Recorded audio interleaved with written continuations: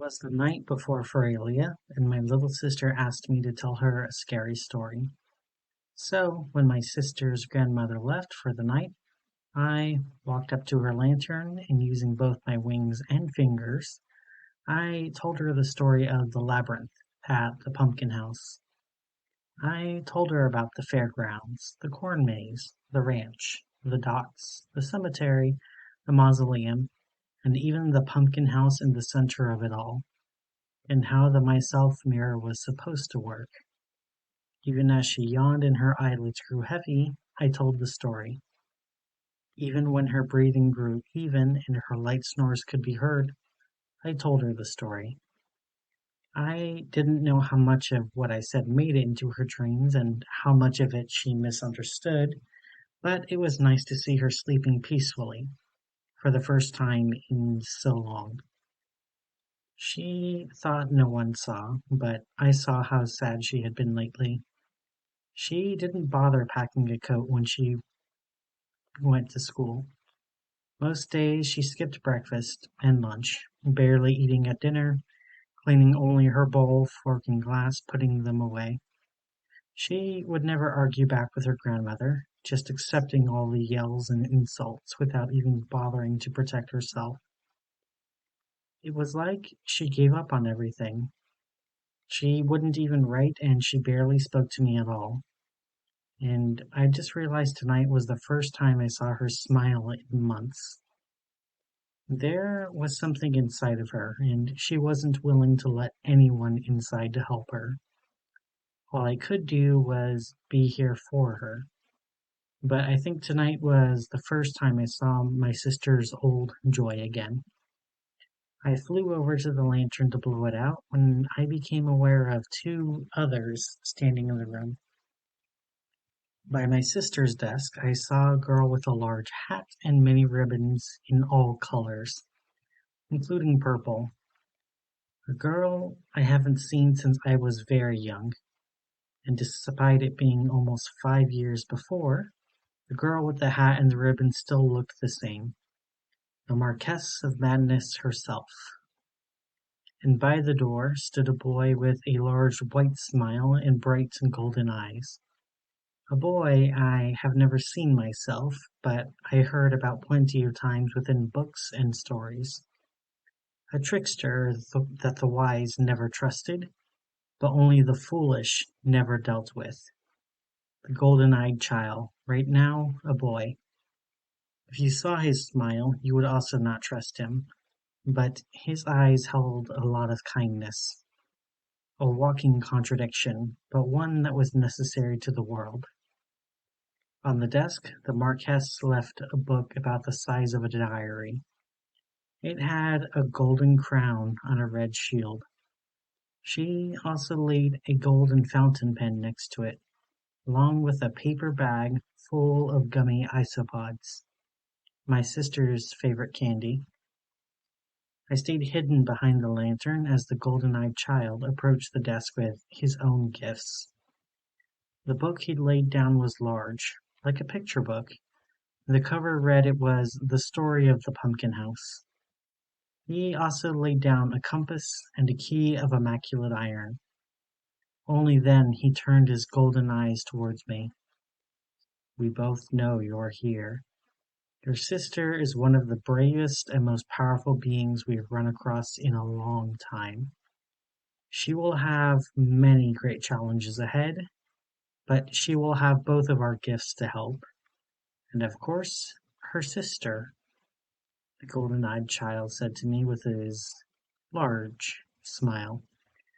Deal maker, deal breaker, I said, addressing them both, careful not to say their names or even say them in my mind.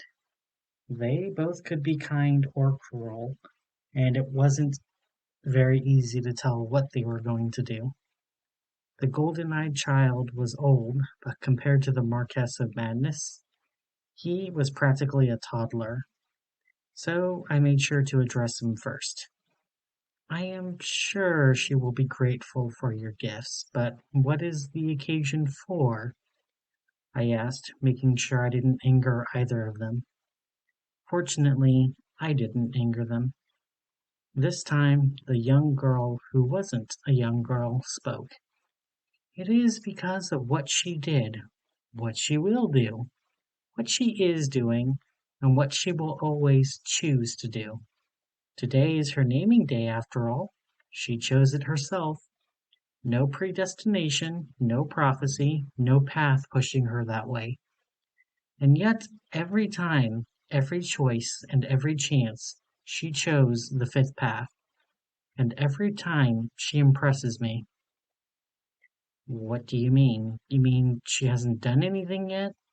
You're just giving her a gift before she does anything?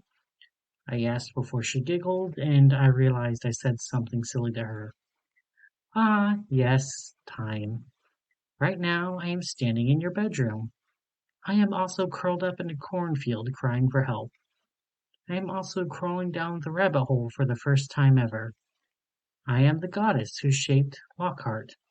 I am the shepherd who frightens children away from their paths. I am the voice of a child reading a story to their mother. I am the broken promise. I am the lost girl who abdicated from being a prince. I, I am the girl who was found and made herself a prince. So to me, it is an action your sister has already done. She already did a favor for me and she owes me nothing.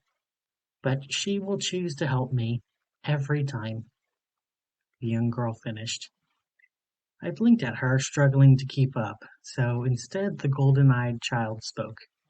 Time is a web, you silly goat, and the golden-eyed child is the spider, he said, and I nodded, pretending not to be freaked out.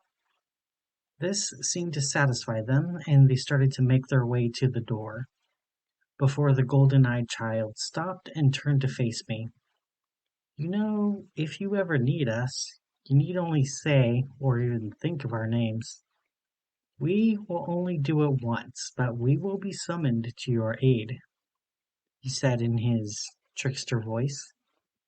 I kept their names out of my mind, and instead I bowed my head down, trying to remember what my father taught me about dealing with these beings.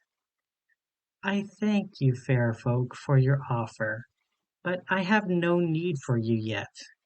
When I need you, I will remember your names, I said, keeping my face down, keeping my eyes looking away from the three golden eyes and the one brown eye. The deal maker and the deal breaker never appeared far from each other, and they were tricky, but they weren't fae, nor demons, nor angels. They were something much more, and if they gave my sister gifts, they would be great gifts indeed. The room was silent as they both left. I pulled my sister's blanket up to her chin. I could see her forehead was tense in her sleep, but I could also see that genuine smile again. Whatever she faced in that dream, she was enjoying. I blew out the lantern and tucked myself into my bed, and let myself drift off into the dreams about the pumpkin house.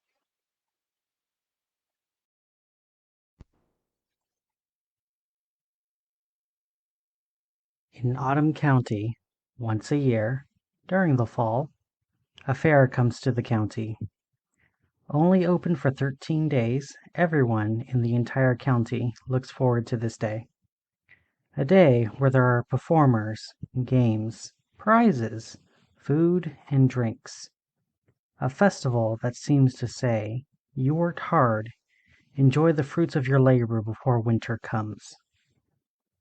The days are all fun, and no one is charged for coming into the fairgrounds. To the curious and clever, they may notice some things don't seem quite right. To how the entire fair was set up in less than a day. No warning, no permits, and no one to care about it arriving without warning. Everyone just knows that it's here. One might notice that some of the performers seem more realistic than what is normal. You might notice that the woman who paints faces has a mask that doesn't quite fully cover her cheeks. You may notice that her smiling teeth, even with her mouth closed. You may notice that the woman handing out apple cider lost her head, and she's still looking for it.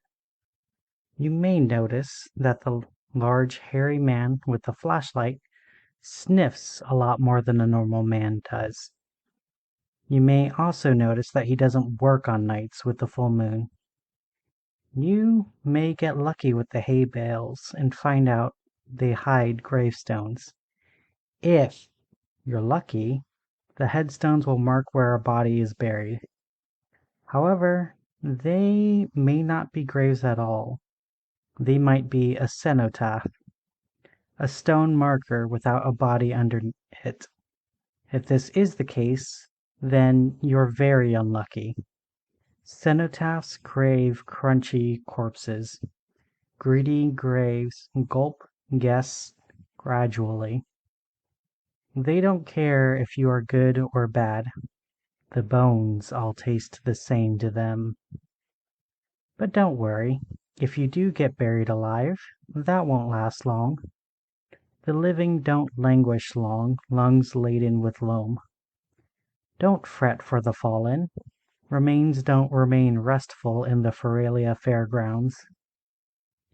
Far into the Feralia Festival fairgrounds is a maze made from maize. Someone has to tend to the corn, someone to plant, someone to fertilize, and someone to harvest. The living don't work on these stalks.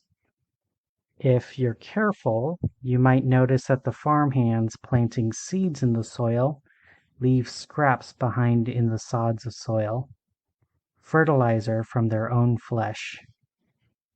It is said that the best meal for magnificent maize is blood meal and bone meal. The maize is always staffed. The corn only allows the living as guests and is only staffed with sufferers. The sufferers seek the sweet sacrifice of the living. When there aren't enough staff, the sufferers will recruit from the living. You may hear a call in the maze, like a distant yell for help. If you do, you must ignore it. He's trying to get you to wander off the path. The path isn't safe.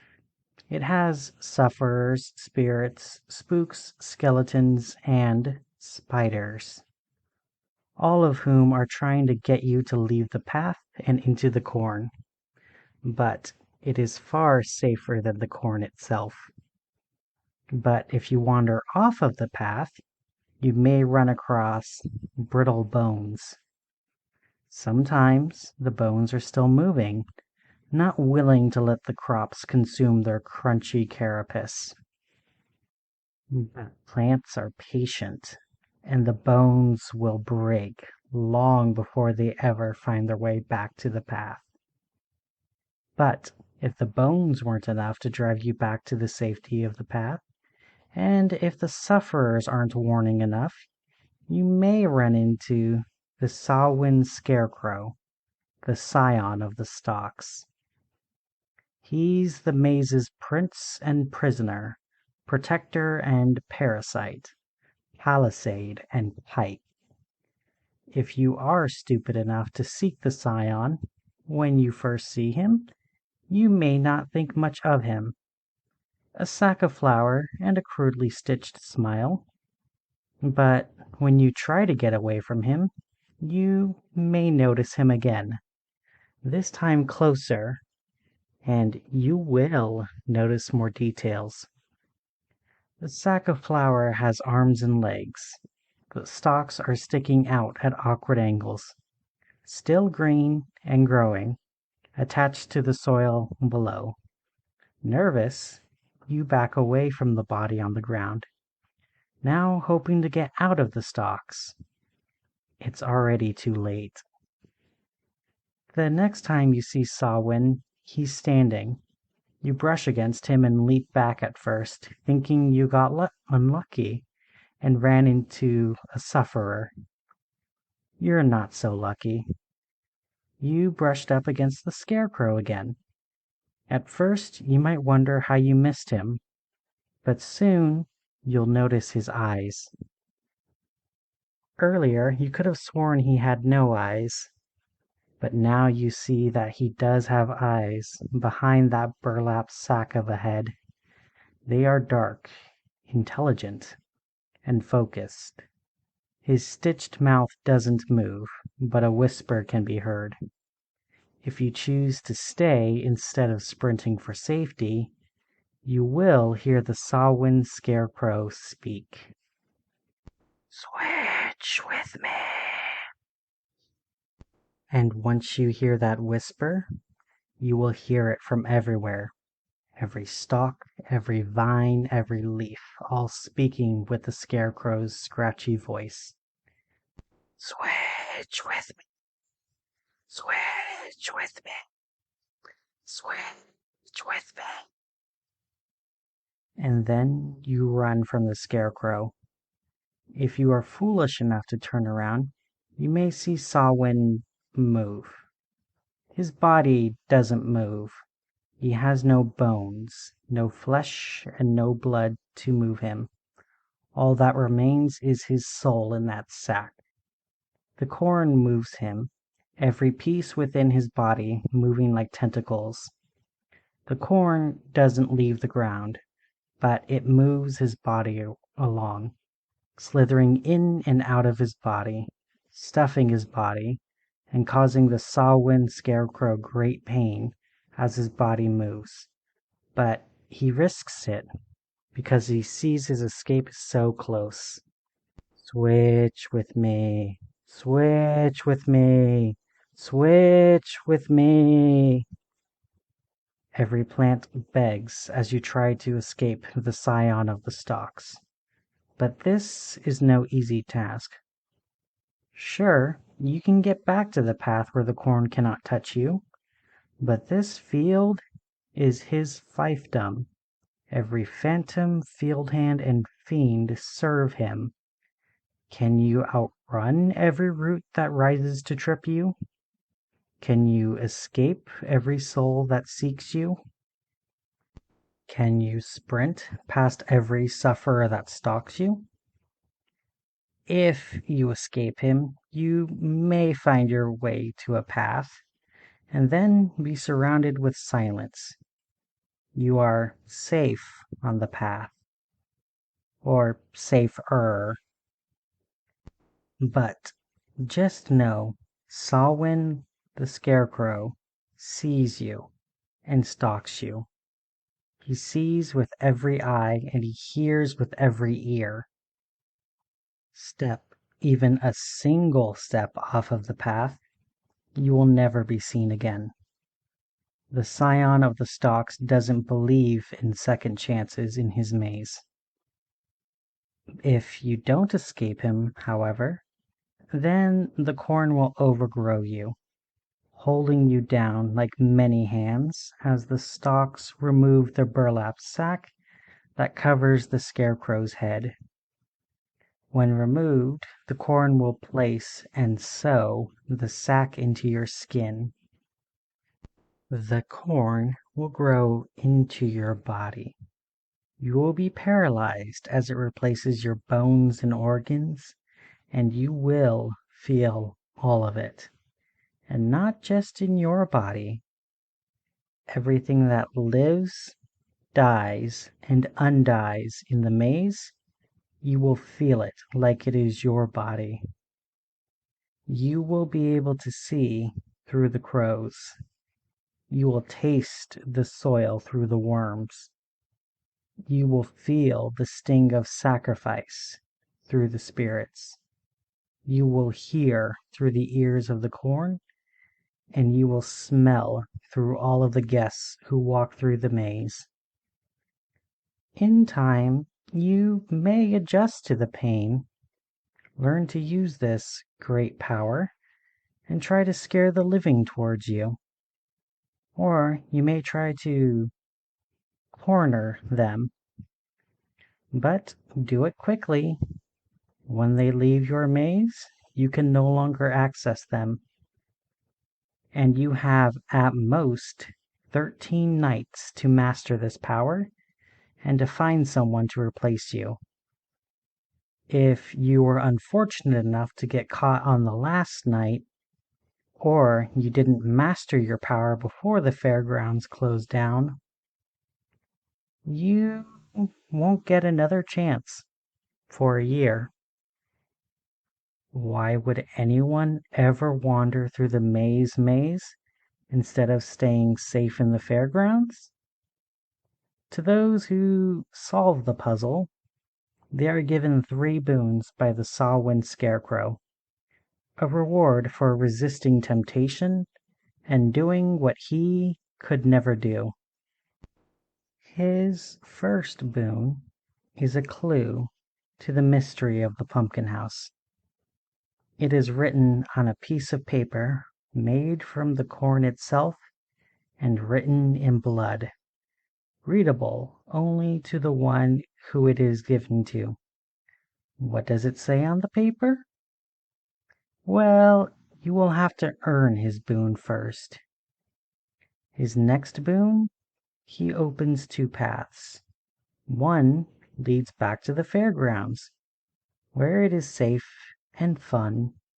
You can go back to your world with a fun story and the knowledge that you will never solve the mystery. Can you go home knowing that you will never solve that mystery? That you chose safety over the truth? Well, maybe candy apples, pumpkin pie, hayride, and stuffed animals are prize enough. Just know if you choose to go back to the fairgrounds, you chose it willingly and without fear.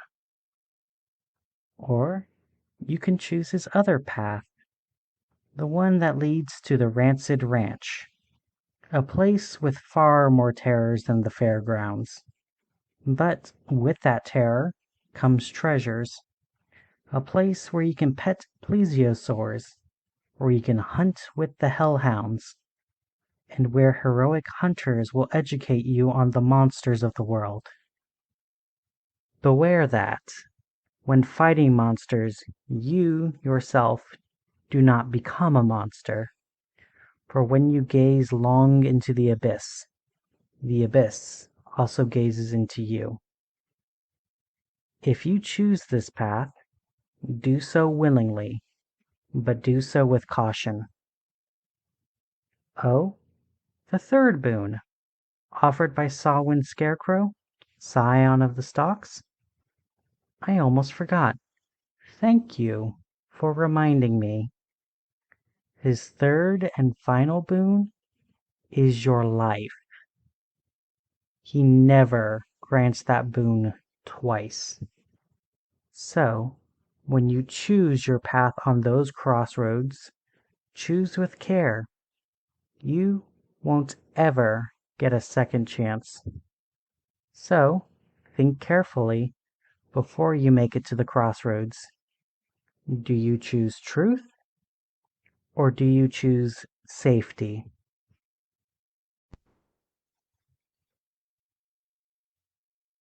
When I made it to the pumpkin house, the sun was still up in the air. The ostiary stood by the gate. The gates were cold iron, and the ostiary was dressed like any other ticket taker you would see in the world. But if you looked past his uniform, you could see that he didn't have any skin. The ostiary was skeletal, with no eyes, and where the light of the sun would shine through the gaps of his bones. Even with his perpetual smile and cheerful voice, some guests were nervous to approach him. When I approached him, holding my 20 centi for him, he stared at me with his empty sockets under his red and gold cap. Are you sure you want the entire labyrinth? The fairgrounds are plenty safe, but if you follow it deeper, well, it only gets scarier. Do you think you're brave enough to make it through? He asked, looking me deep into my eyes. He didn't have any eyes, so he didn't scare me. Some people find the inability to see others' eyes frightening, like they can't read others' intent without being able to see their eyes. I couldn't read the ticket taker's intent, even if I could see his eyes. But what he saw in my own eyes, it wasn't bravery in a traditional sense. But he did see that I was someone who would make it to the center of the labyrinth. Very well. I see something inside of you. If you want to make it to the center, then I will not stop you. The only person that will stand in your way is yourself, he warned me. He took 5 of my senti and returned the rest, but he produced a badge with a lanyard, handing it to me. The pass simply said full access. I'm not charging you full price because I want you to enjoy everything the Pumpkin House has to offer. Please, have a nice night, he said as I walked by, putting my lanyard on, and I explored the fairgrounds. It smelled like autumn. The smell of leaves, freshly rained on grass, drifting smells of cooked pumpkin, and there were plenty of stalls. Fried fair food was offered, and so was apple cider. I even saw a sign for free apple cider. My stomach gurgling, I made my way over to the free apple cider. At first, I was mystified that I was the only one there. At least until I saw the person who was serving it. The figure who held the mugs of hot apple cider stood very tall, almost 3 meters tall, dressed in dark leather armor, with a red heater, with a green snake in the middle of their chest. And on top of their torso there was a high back red collar, but no head. As far as I could see, there was only a hole leading into the Dullahan's torso. While I stared at the figure, I watched as the figure kneeled down, offering a mug of the apple cider to me. I paused for a moment before taking a mug, and I heard a voice behind me speak. Hope you enjoy it. I turned around to see a woman's face with a long red braid that was wrapped where her neck would have been, like a scarf, if she had a neck. Her body was resting on the top of a hay bundle, but there was no way for her body to be hidden under there. She smiled big, and the Dullahan stepped into my field of view and made a gesture like tipping a hat to me. My better half made it. She did the mixing and stirring. I just eyeballed it and did the taste test. But we like to do everything together, she said with a comedic smile which brought a giggle from my lips. Yeah, I'm the brains of the partnership and she's the muscle. She dances and I sing, but I do hope you like the cider, she said as I lifted the warm drink to my lips. The apple cider was sweet, a bit of cinnamon and nutmeg. The taste of All Saints' Eve filled my mouth and warmed my body as I greedily drank it up. I haven't had any cider this good in a long time. My grandmother didn't believe in letting me have any cider, even the ascetic drinks offered at the Feralia Festival fairgrounds. After draining my cup, the Dullahan offered me another. I set my old mug on the tray and took a new one. While sipping on the new mug, the woman's head whispered, Do you want to know a secret? I nodded and leaned close to listen to the woman speak. Jack makes the best sweets in the entire Pumpkin House. You can find him at the Sweets Meats Swap Shop and Drop, near the entrance to the corn maze. You remind me a lot of a funny girl I saw not too long ago. Adansi, I think her name was. If you're quick, you might catch her in the confectionery, she whispered to me. I smiled and looked around, and sure enough, I could see the Sweet Meats Swap Shop and Drop. I tried to return the cup to the Dullahan's body, but the head spoke. Bring the mug with you and give it to Jack. He will know that I sent you to him, she said. The mug had the same heater that was on the body's chest. A red heater with a green snake in it. I signed thank you to the woman. You're welcome, she said, as I made my way to the sweetmeats swap shop and drop. I can talk, but I felt uncomfortable talking here, away from my big sister and from my parents. So I focused on the decorations I saw around the fairgrounds. Most of it appropriate for Samhain spookiness. Decorations of smiling rats, bats, cats, and witches' hats decorated the fairgrounds. But if you paid close attention, you could see small details made to unsettle. A few hay bundles had headstones peeking out from them. They were meant to be cenotaphs, and I gave them a wide berth, remembering the backstory I was given for this place. Wait, how did I even get here? I remember my grandmother was out for the night, and my big sister was telling me about the pumpkin house, and how it was one of the best haunted houses she ever visited.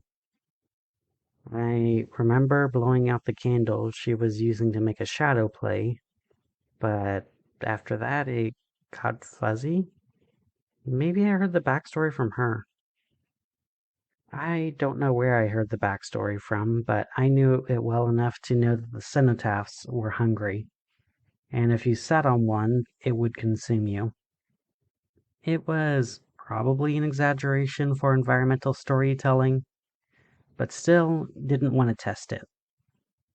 When I made it to the confectionery, I saw that there were a few other customers in front of me. Small children with their parents looking at all of the desserts offered in the glass case.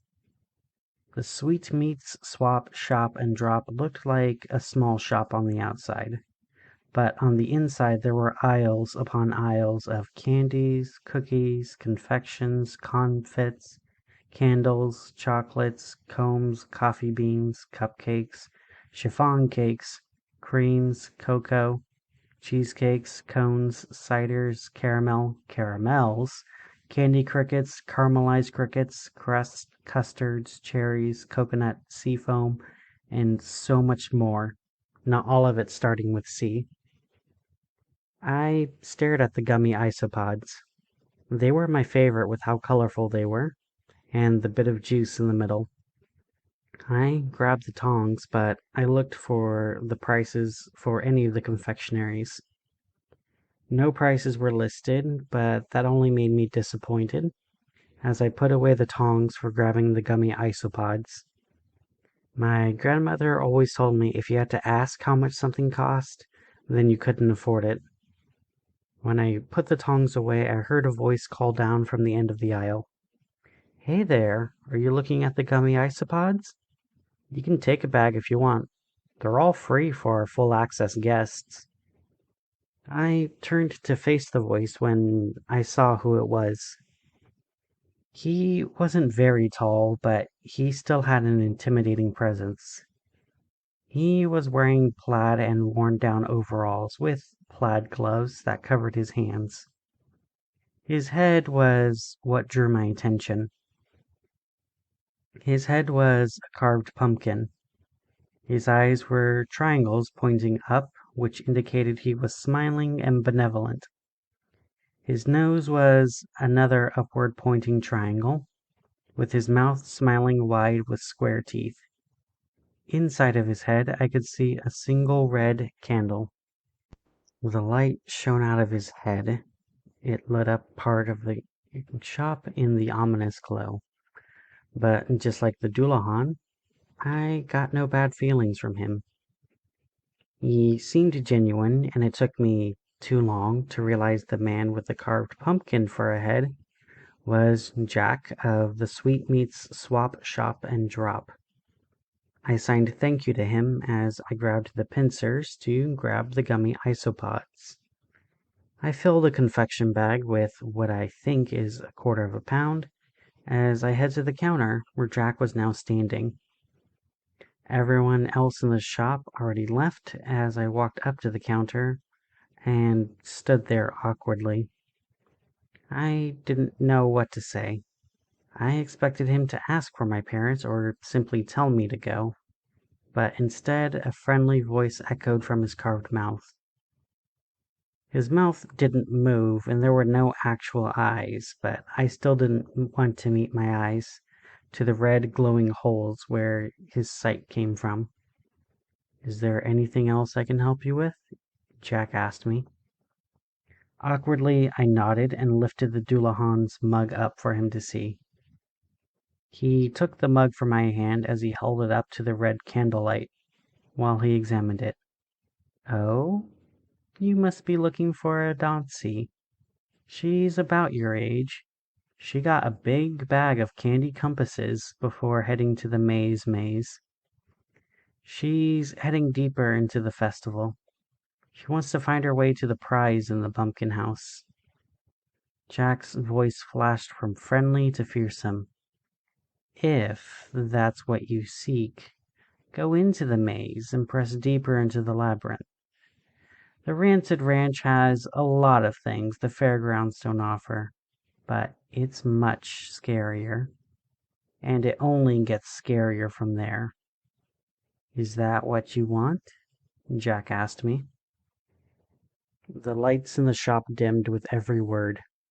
With his final question, it looked like there was only Jack's lantern, and nothing else existed. His face leaned close to me, and my face awash in the candle's red glow. I nodded firmly as Jack nodded back, and the lights faded back on. Go on in, have fun, and be careful. It's really easy to get lost in the maze, but as long as you stay on the trail, you should be safe. If you make it to the Rancid Ranch, look for one of my siblings, Paige. We're triplets, he said, as he placed the mug beneath his counter. I noticed now that on the counter there was an ivory card set into the wood. Like a space was carved for it, and the card was set inside. The card had a figure dressed in yellow, with a staff taller than he was, with a green leaf sprouting out of it. Underneath the picture were helpful words written in common Creole. Jack of Wands. He saw me staring, but he only chuckled. I'm afraid it's not for sale. It's set aside for someone else. They've just not picked it up yet. Jack of Wands told me, as I looked up to him before I turned away to make my way to the maze. The sun was still up, but the shadows were getting longer when I saw the start of the corn maze. Electric lanterns flickered every 5 feet, but still it felt ominous. Maps and pencils were offered at the entrance, so I took one and quickly marked my route on the map. Fortunately, there would be stakes that marked your place in the maze in a letter and number grid. It acted as a convenient form of mapping, but even with it and the map, people still got turned around and lost in the maze. Still, I felt confident in my choices. I knew that there were supposed to be spooks, but there were none at the entrance. If it followed the rules of every other haunted house, it would play like a song. First is the anticipation. You're supposed to question if you do or don't go in. Let your imagination fill in the holes so it can be anything, and what you imagine is much worse than what is inside. It would take time, but there would be scares and spooks along the way. I stepped into the maze and followed the trail. The corn stood a lot taller than I was. I couldn't see where to go. Already at the first junction, I made an immediate right. If you are unsure where to go in a maze, going right would, eventually, work your way out of the maze. Maybe not the quickest, but would work eventually. It just so happened that it was also my first turn that I already mapped out. I followed it as I stimmed with my pencil. I knew the haints, haunts, horrors, and hellions were all harmless, but still the fear crept into my heart. thinking about this like music again. This was the first beat of the song. Just a single instrument you could barely hear, but couldn't recognize. I made it to a crossroads when I heard a chittering coming from my left. I crouched down and waited as it got closer, and then I saw it pass by. It stood taller than the stalks, but its 8 legs were thinner than the corn stalks. The body was as morose as Mr. Knight's mustache, with a red hourglass on its abdomen. Its 8 eyes were soulless, but thankfully didn't see me since it tracked movement. The fangs rubbed against each other, producing the chittering as the Latrodectus leviathan lurched by. That was a big black widow. The smaller relatives were known for hospitalizing humans, but were almost never fatal. However, at that size, her venom was likely to be a lot more lethal.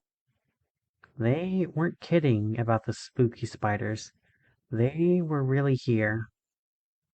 After giving the Latrodectus leviathan a few minutes to walk away, I walked towards where the spider was walking. It seems counterintuitive, but the place she came from was a false labyrinth. I could have easily gotten lost without finding my way out again. But again, it's all pataphysics. She's scary looking, but there's no way they'd actually let anything dangerous into the corn maze. I followed the trail I made when I felt something in me start to call me into the corn. I made it to the part of the maze where I was at the edge of a massive patch of corn with no trails. It seemed that the Salwyn scarecrow was as much siren as he was scion. I was prepared to turn away when I saw something bright catch my eye. At the edge of where the trail met the corn was a single cyan candy compass. The needle pointed deeper into the corn, and my eyes followed where the needle pointed, and it pointed to another candy compass. She sensed Salwyn Scarecrow's siren song, so she sought Scion's spoken source. Adansi was in danger. I could ignore the call and follow the path and make it out safely, or I could go into danger willingly for a stranger. I was already following the candy trail before I finished that thought. I followed the trail deeper and deeper into the corn. I didn't think about the sharp snaps beneath my feet. They were either real or they were fake. And right now, knowing the difference wouldn't help anyone. The deeper I went, the stronger the call became. It was almost auditory, like her howl, but not quite as meaningful. At the final compass, I found her lying in the middle of a small clearing. Not very large, just enough space for her to lie down. Adansi was dressed in a blue and white dress with a very large top hat that had many ribbons of many colors, including purple in it. I gently shook her shoulder, trying to wake her up. I couldn't be sure that scary scarecrow was nearby, but the call was practically buzzing in the back of my mind while I shook her shoulder. She opened her eyes and sat up, looking me in the eyes. She wore 2 monocles over her eyes, one gold and one silver, with one eye of hers gold and the other brown. He seeks us, we hide. Seek and hide and seek, squeak and hide, bite and shriek. A paused princess, a brutal beast, terrifying tale, or foolish fable. A prophesied prince, a vicious villain. Her last 2 questions seemed directed at me. I held my finger up to my lips, and she responded with a silent giggle. I could see her body moving like she was laughing. Her mouth was open and smiling, but no sound came out. Instead, she responded with Imperial Sign Language. Choose, she signed. I pointed back the way I came and held her hand as I guided us back. As we walked back, I found a few more odd things about her. Her steps were quieter than mine. She didn't seem to care about stealth, but she made no noise. She also had a hard time focusing. She kept pausing to crunch into another candy compass before walking with me. She picked up the woolly caterpillars and put them in her pockets. She giggled as she whispered to me, "I have a whole world in my pockets. People only put the most important things in their pockets. Children put bugs, rocks, and toys in their pockets. Adults put wallets, keys, and phones in their pockets. Everything in the world is important to me, so I keep my world in my pocket." "What do you put in your pockets?" Adansi asked as she stopped walking. She let go of my hand, and I turned to face her when I realized she was serious. She wanted to know what I kept in my pocket. I didn't know where the Sawin scarecrow was, but even trekking away from where I found Adansi, his call didn't weaken at all, so he must have been following us. So we couldn't stay here long. Out of desperation, I reached into my pockets and pulled out what was there. From one pocket, I pulled out my senti. In my other pocket, I had my bag of gummy isopods, and oddly enough, a pen I didn't remember putting in my pocket. Adansi looked at my hands and gently touched my pen. "You keep a whole world in your pocket, too? Honest heroic heart. Vicarious villainous viscera. All things, something, a thing, not a thing, nothing. Too early, too late, too soon, too much, too little, not too late, not too early, just late enough, just early enough." She took my hand again and leaned close to my ear to whisper, "Not everything I say is for your ears. The corn isn't the only one who listens in this field. You seek a method to my madness? You seek a madness to my method? But you don't see the music, even as you maestro it all.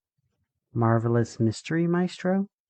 Fortuitous foreshadowing, futile flaking, foolish filler," she finished as she led me through the corn, her voice trailing behind her as her tight grip pulled me along. Before I knew it, I brushed up against something, and I turned to see a stitched face. His sewn smile said so much. Before I had a chance to scream, Adansi spoke. "He peeked instead of seeked. Now we stride instead of hide," she said, leading me away from the Sawin scarecrow. I looked behind me, and sure enough, the scarecrow was moving like an unnatural abomination. The corn that grew around us wrapped around his body and moved him through the maze. The dry stalks moved like tentacles, and his dark eyes stared through me. "Switch with me," the corn whispered from all around me, as I followed Adansi. It did not take long for Adansi to slow down. She must have already been tired, but even when running, her steps made no noise, and the corn didn't rustle as she pushed through it. I pulled ahead of her and grabbed her hand again and pulled her along, even when I saw the trail was just ahead, just within sight, and just one last sprint forward. I could hear the corn behind me rustling closer and closer. Even with a sprint, there was no way I could make it to the trail before the Sawin scarecrow caught one of us. If he was going to catch one of us, then I was going to make that choice for him.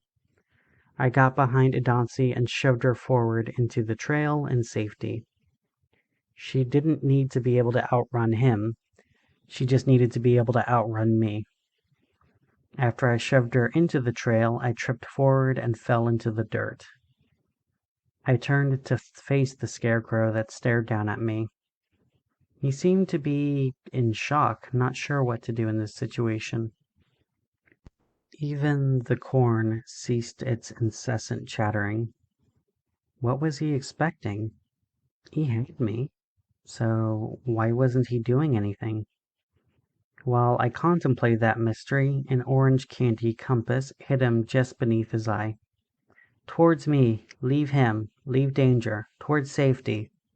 Adansi said. Another candy compass collided with his chest, so I took the chance to run to the path. Finally out of the maze and into the maze, I hugged Adansi when I made it onto the trail. "Safe, safe, safe," she said as she hugged me back. "You went into danger for a stranger. You deserve a prize. Have my last compass," she said, reaching into her confectionery bag that once held candy compasses. Only one compass remained inside, but this wasn't brightly colored candy.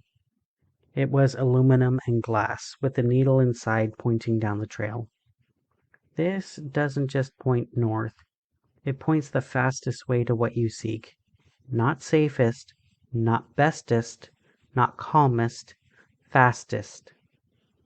I checked the compass, and sure enough, it was pointing the same direction that I had mapped out.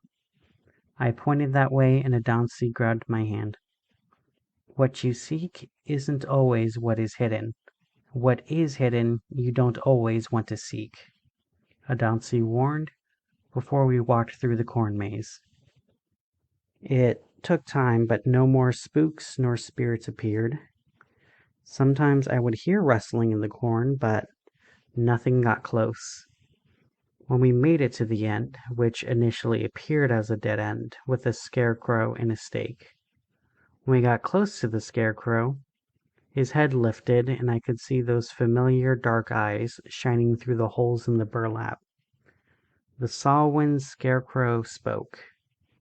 "You made it to the crossroads, at the end of the maze. You deserve your 3 boons." The scarecrow's hand lifted to mine and left a folded piece of paper in my hand.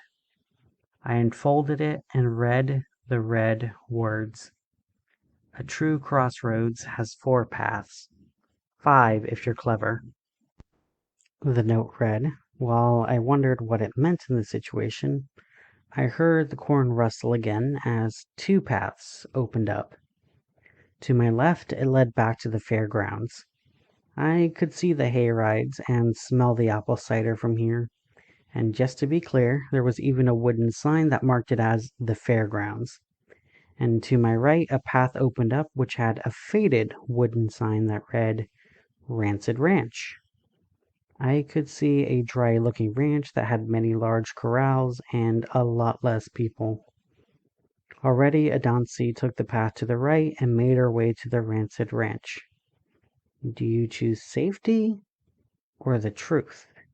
the scion of the stalks asked me. I glanced at both ways while I mulled over what he said and what the paper said. He called this spot the crossroads, and the note said that the true crossroads had 4 paths. So why was he only offering 2 choices? I looked at the fairgrounds and then the Rancid Ranch before I turned around, and I realized the path I came from was a 3rd path.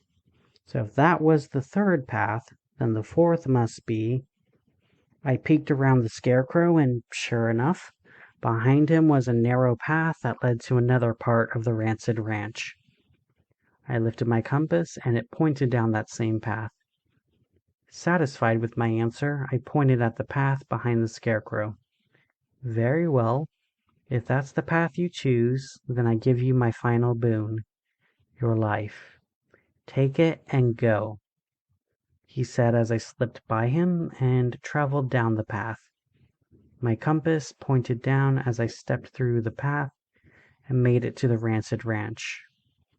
When I came out, I could see that there was a petting zoo nearby. There were other children petting small, slippery plesiosaurs, small flippered creatures that looked almost like seals, except for the long neck and the small heads. I made it through the first layer of the labyrinth, and I am now 1 step closer to the prize at the center of the pumpkin house.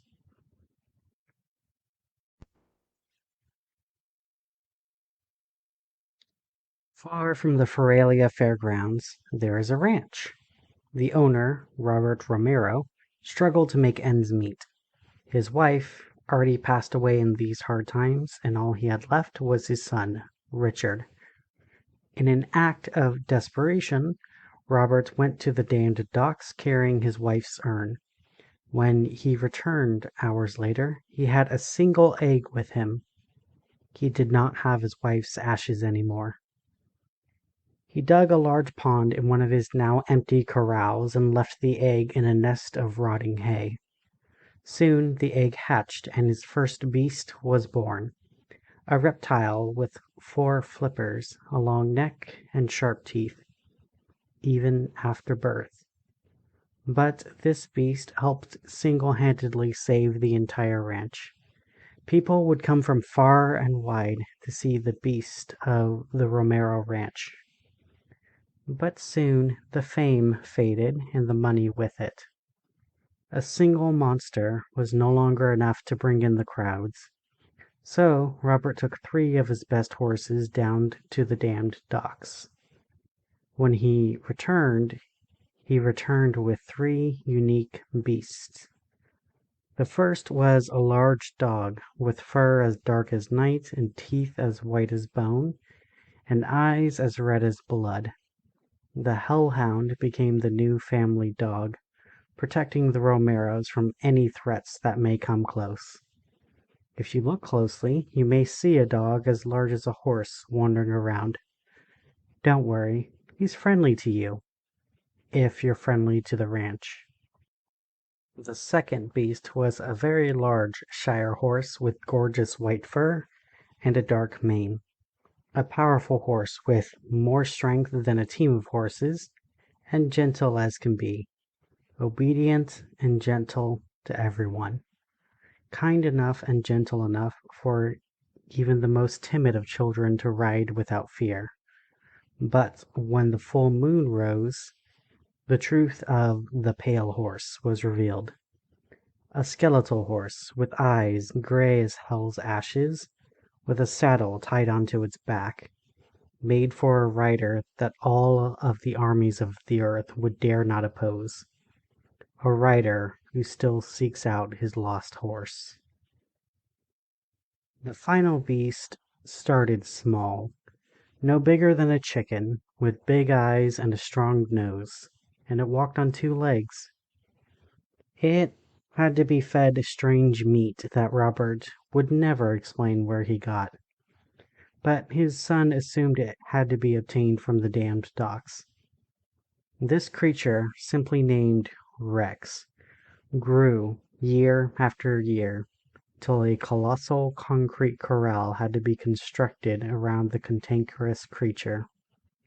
The king of colossal cryptids brought people from around the entire world, including great hunters who wanted to learn from this gigantic feathered predator. But to those who want to see it, don't worry, the corral is durable, and Rex hasn't been able to break out. Yet. But even that wasn't enough for Robert Romero. Sure, he had visitors every day. He even had money flowing in from the Hunters Guild, universities, and scientists who all wanted to study all the wonderful creatures he had in the Romero Ranch. But to him, it wasn't enough. Robert traded away all of his animals, one by one, down at the dammed docks to bring more and more cryptids into his ranch, both for guests to pet and for scientists to study. You can see these creatures down there, even now. The monster menagerie is a large part of the Romero Ranch. Here, any guest can learn about many of the cryptic creatures that live in our world. First, there are the safe-to-pet creatures. Puny plesiosaurs that splash when not pet enough, to the jumping jackalopes who love being pet and will leap high into the air when they are seen. They are so soft and fluffy, but don't touch their antlers. They're sharp. But past where you can pet them, you can find experienced hunters who will teach about some of the more misunderstood, mysterious monsters massed amongst mankind. Here, you can find large arthropods a rare few would ever see, such as spiders larger than most horses, or crabs that play piano with their claws. These creatures are often seen as terrifying to the Tipicam, but to the curious and kind, they are merely additional members of the same world that is shared. Deeper in the menagerie, you might find exhibits that are broken. Broken because the creatures inside had gotten out. You may find the placards that explained what was inside of the exhibits. The first exhibit is built to resemble the mountains of Parsis. It is large enough to hold a pride of lions, but in this exhibit it contained a single creature. The placard on the front marked it as containing a manticore. Wherever it is now, it isn't where it should be. The next broken exhibit is built to resemble the dark northern forest. Built like a terrarium and even larger than the cage that held the manticore. But if you peer into the dark trees, you may see a tunnel of dark webs and something moving within it. But despite the movement, the glass is broken and the hunters have reassured everyone that there is no one in there. The placard warns that inside of the case is Jayan. Wherever he is hiding now, he has left his heart behind. And at the final end, you may find an empty case covered in a red and gold curtain marked as "Coming Soon." The exhibit beneath the curtain is complete, but empty, never having a chance to contain what it was supposed to hold. The placard is still there underneath the curtain for those brave enough to pass by the open exhibits to see what is going to be added to the Romero Ranch. But even with all of these incredible attractions, Robert wanted more and more. So he arranged a trade at the damned docks, one for his greatest attraction yet. What he offered, or what he was offered, isn't known. What is known is that the damned delivered, and Robert robbed them. Ever since that night, something carved the name Romero out of the sign and scratched in Rancid. Something has haunted the Rancid Ranch since then, coming out at night, howling and hunting with fury and fear. Robert also stalks the ranch, looking for someone or something to offer to those he had dealt with at the damned docks. However, with no animals left to trade, where is he going to find a living creature to offer to the damned for his latest attraction? Not far from the Rancid Ranch, if you go past the vendors, the corrals, and the creatures, you will find the damned docks where Robert Romero does all of his trades. Once these docks were one of the busiest in the world, with shipments from everywhere. But then, overnight, there was an incident. Something inside one of the shipping containers was released by mistake. What exactly was released?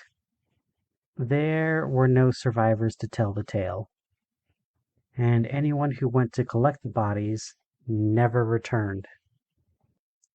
However, not everyone who went into the damned docks has died. Dark deals are drawn down in the damned docks. The ones who make these dark deals don't deal with the uninvited well. So if you do make it down to the docks, it may be better to avoid being near anyone. After all, what are the odds of anyone wanting to help you if they are on the damned docks? From the mousers who traveled through the docks and returned, there are still things to find down at the damned docks. Shipping containers still full of unknown items, some of which may still be valuable to those who want to prospect for it. A golden table floats above the river. Only a foolish man will stumble in sight. He does not know that his demise is certain. His greed is stronger than his will to live. If he tries to steal what is not his, he shall drown beneath the surface. If you hear splashing underneath the docks, don't peer too deeply into the fog. Whatever is splashing underneath the docks is probably harmless, like sharks, eels, jellyfish, or crabs. If the splashing follows you, remain silent and pretend you didn't notice. If it knows you noticed, it won't keep pretending. If it's no longer pretending, run. If you hear walruses, you know that you are safe. Ish. Don't get too close to walruses because they can be mean and the tusks are sharp, but still they are a comfort because you know that whatever haunts you will eat a juicy walrus first. If you travel far enough down the docks that you can not see the shore anymore, it gets much more dangerous down in the docks. Here, no more deals are made. Both angels and demons fear to tread here. Here you will find many odd noises. That's normal and even good. The sea under the docks is ancient, older than even the eldest immortal, and not much will silence her waves. If there is silence and you cannot even hear the waves that are beneath you, be afraid. Be very afraid. There's a powerful primal predator nearby that all of the docks fear. You might hear a distant bell. That bell is your warning that the shepherd is nearby. The shepherd stalks these seas, and very few have seen him, and they have only seen him from a distance. A skeletal figure dressed in a dark cloak and carrying a shepherd's crook in one hand, that gives his name, and in the other hand a silver bell that announces his presence. Most mousers will tell you to avoid the shepherd at all costs, but also that it is essential for you to travel through his territory to get through the docks. One mouser, by the name of Michael, will tell you, however, that the shepherd is the one who is essential to get through the docks. No one has seen him return from the damned docks in a long time. If you do get past the shepherd, you will have to brave the dark docks and hopefully find the one correct path that leads to the crooked cemetery. The prize of braving the damned docks. The crooked cemetery surrounds the Pumpkin House, and it is built on an island that can only be accessed via the damned docks. Very few know the way through the damned docks to the crooked cemetery. Michael the Mouser may know the way, if you can find him in the damned docks. The shepherd knows the way for sure, but why would he ever lead you out? Maybe if you knew what he wanted, you may negotiate a deal. Unlike with the corn maze, no one knows for sure what the end of the docks look like. Some say at the very end of the docks is a lonely, leaky lifeboat, last lifeline leading to the labyrinth's lament. This boat could be taken deeper into the labyrinth, or could be taken back to the Rancid Ranch. Maybe you prefer cryptozoology over zoos of crypts. But that is only one theory of what is at the end. Others say the docks connect to the island like a bridge, a solitary standing scaffold snapping shaky safety to speculative sincerity. The few who make it here warn that the graves here are much more dangerous than the cenotaphs in the fairgrounds. They are never empty because they never get the chance to be empty. Even the deadliest demons dwelling down on the damned docks don't darken the doorway of that dangerous dirt yard. If you do see this place, will you even be able to open the gates? They are entombed and inhumed with immaculate iron and a lock with a key that no one has been able to find. You may try to climb them, but there's a reason nothing on either side of the gate has even attempted such a task. But do remember, if you do make it to the gates of the Crooked Cemetery, think about your choice very thoroughly. There will be no freedom forward, only frightful facts. The mystery of the Pumpkin House will continue to unravel, only if you move on. But maybe you found enough. Maybe you are satisfied and want to turn back. Just know, once you leave the damned docks, whether you return to the rancid Romero Ranch or crawl onto the creepy Crooked Cemetery, you will not return to the docks ever again.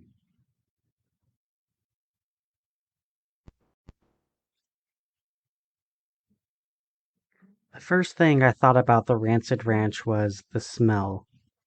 It did smell like animals, dirt, and mud, but the smell wasn't rancid nor rotten.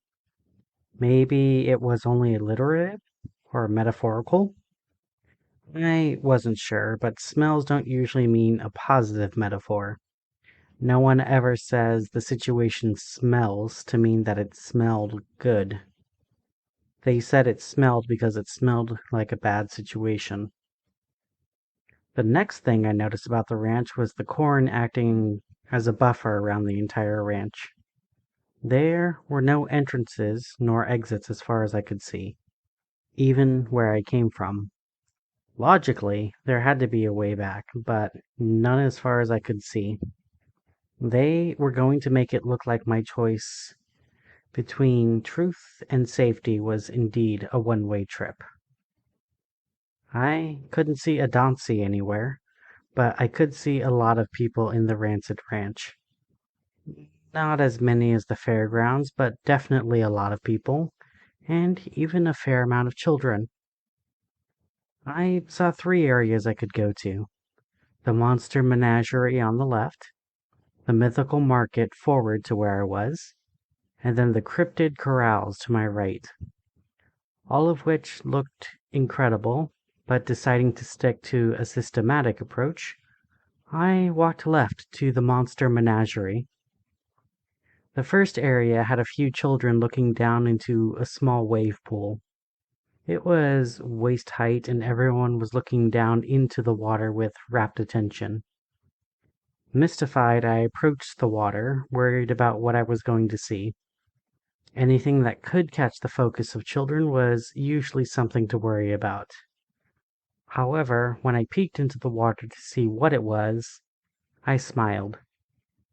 What was swimming in the water was roughly the size of a stingray, and its skin looked smooth. It had four flippers and a long neck, and an almost dog-like head with a stubby tail. Plesiosaurs, little Loch Ness monsters that loved being pet and enjoyed all of the attention. Eager, I went up to the pool and reached my hand into the water. Feeling the indeed smooth and cool skin of the plesiosaurs, I giggled giddily from the glee. Every child dreamt of petting and meeting dinosaurs and other extinct creatures. And here I was, actually petting one as it swam by, enjoying the scratches from my fingers. It was just like stingrays, except stingrays didn't have puppy dog eyes and didn't lift their heads out of the water to gently nuzzle into your stomach while you pet them. Pretty plesiosaurs, Adansi said next to me. I wasn't sure when she got there, but she arrived with a bag of dried shrimp and handed me a handful. Feed one shrimp at a time to one plesiosaur at a time. It's their second favorite snack, she said.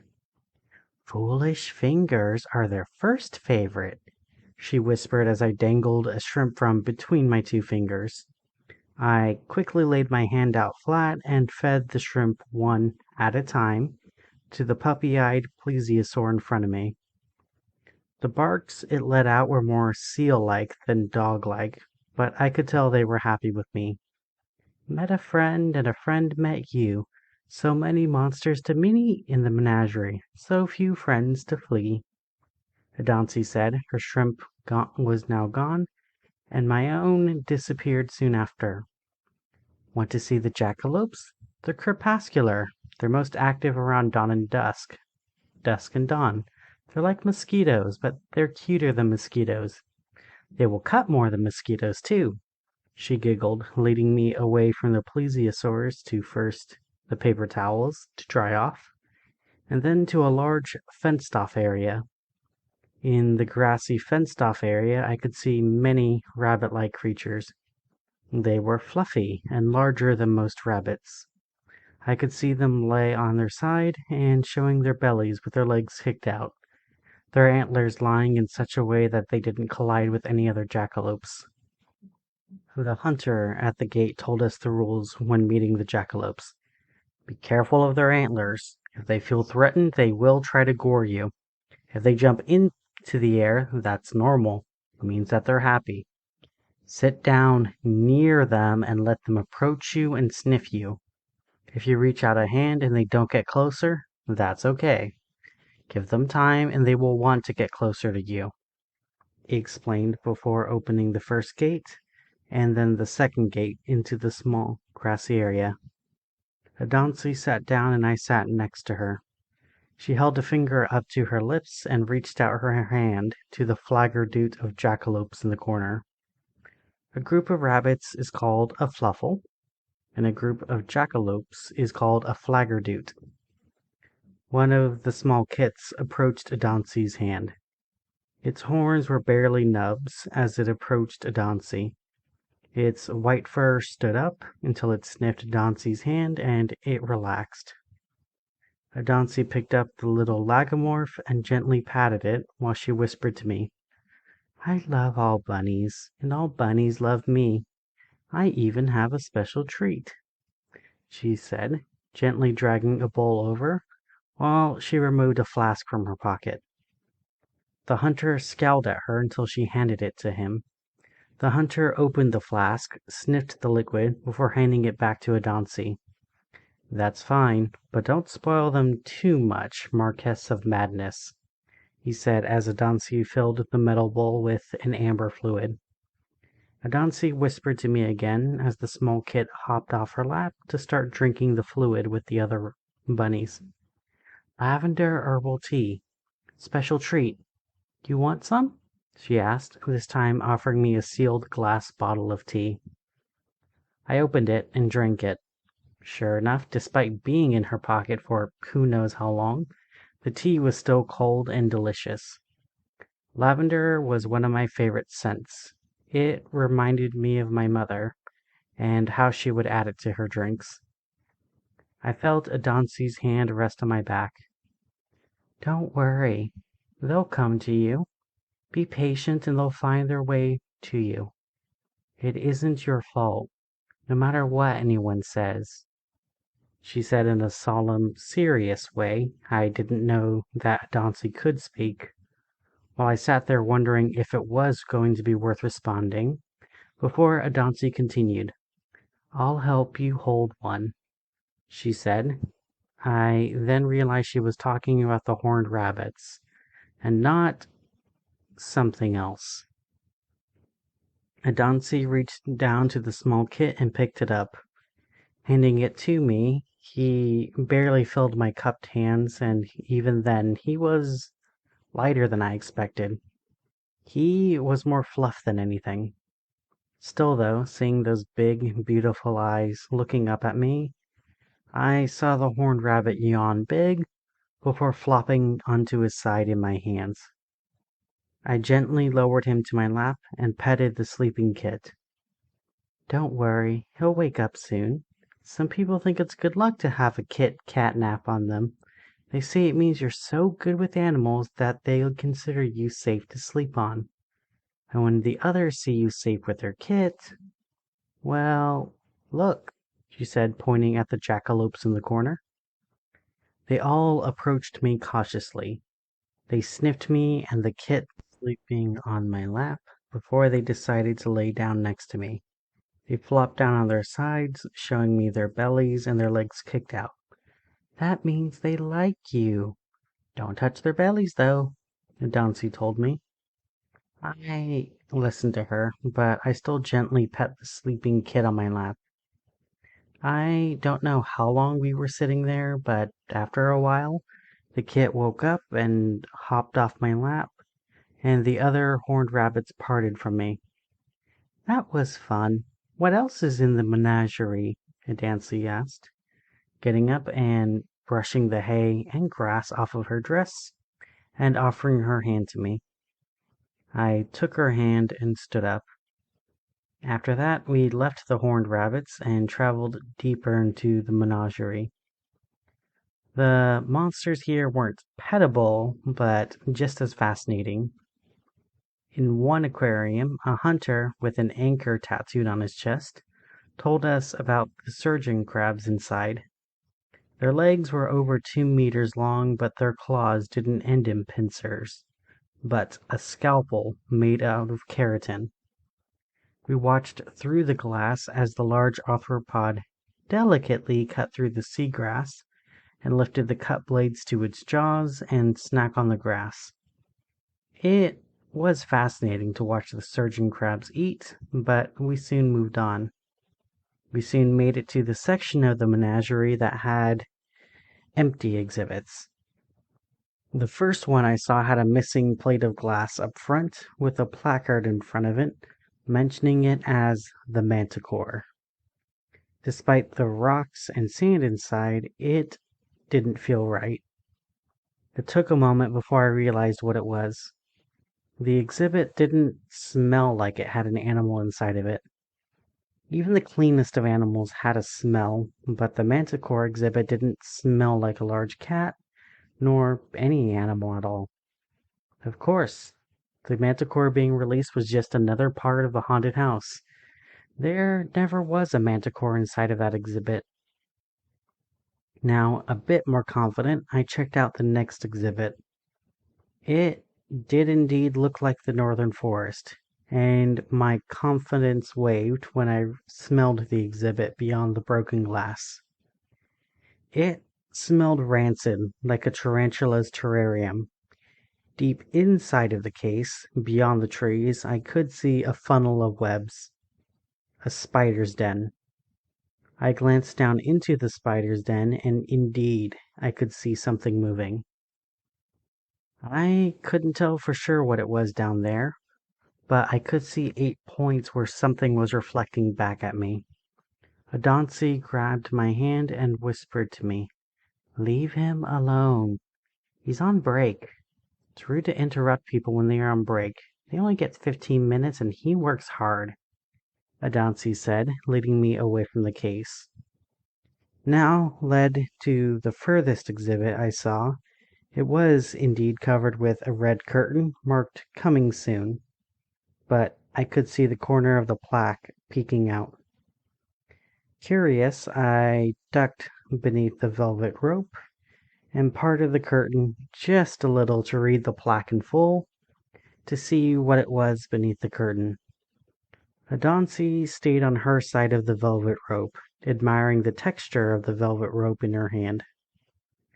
The plaque was golden and read, "Werewolf, Homo sapiens canis, native to Europa, diet carnivorous, which was unsettling enough to begin with, but what was inside of the exhibit was even more disturbing. The case was very small, barely big enough for a person to stand up straight, but not enough for them to stretch. The light source inside of the case was designed to simulate moonlight, so the poor creature would have to remain in wolf form indefinitely. And then most of the space in the case was taken up with chains and shackles. I couldn't tell what the metal was for sure, but I could tell that the shackles had sharp pins made of highly polished metal, most likely silver. So if the wolf tried to escape or even move too much, it would be pierced with poisonous metal, causing great pain and suffering.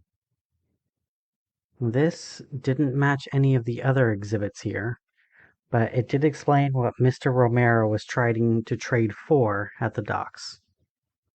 A werewolf would have the advantage of being a very popular exhibit, and then he could use the lycanthrope's teeth or claws to make even more werewolves.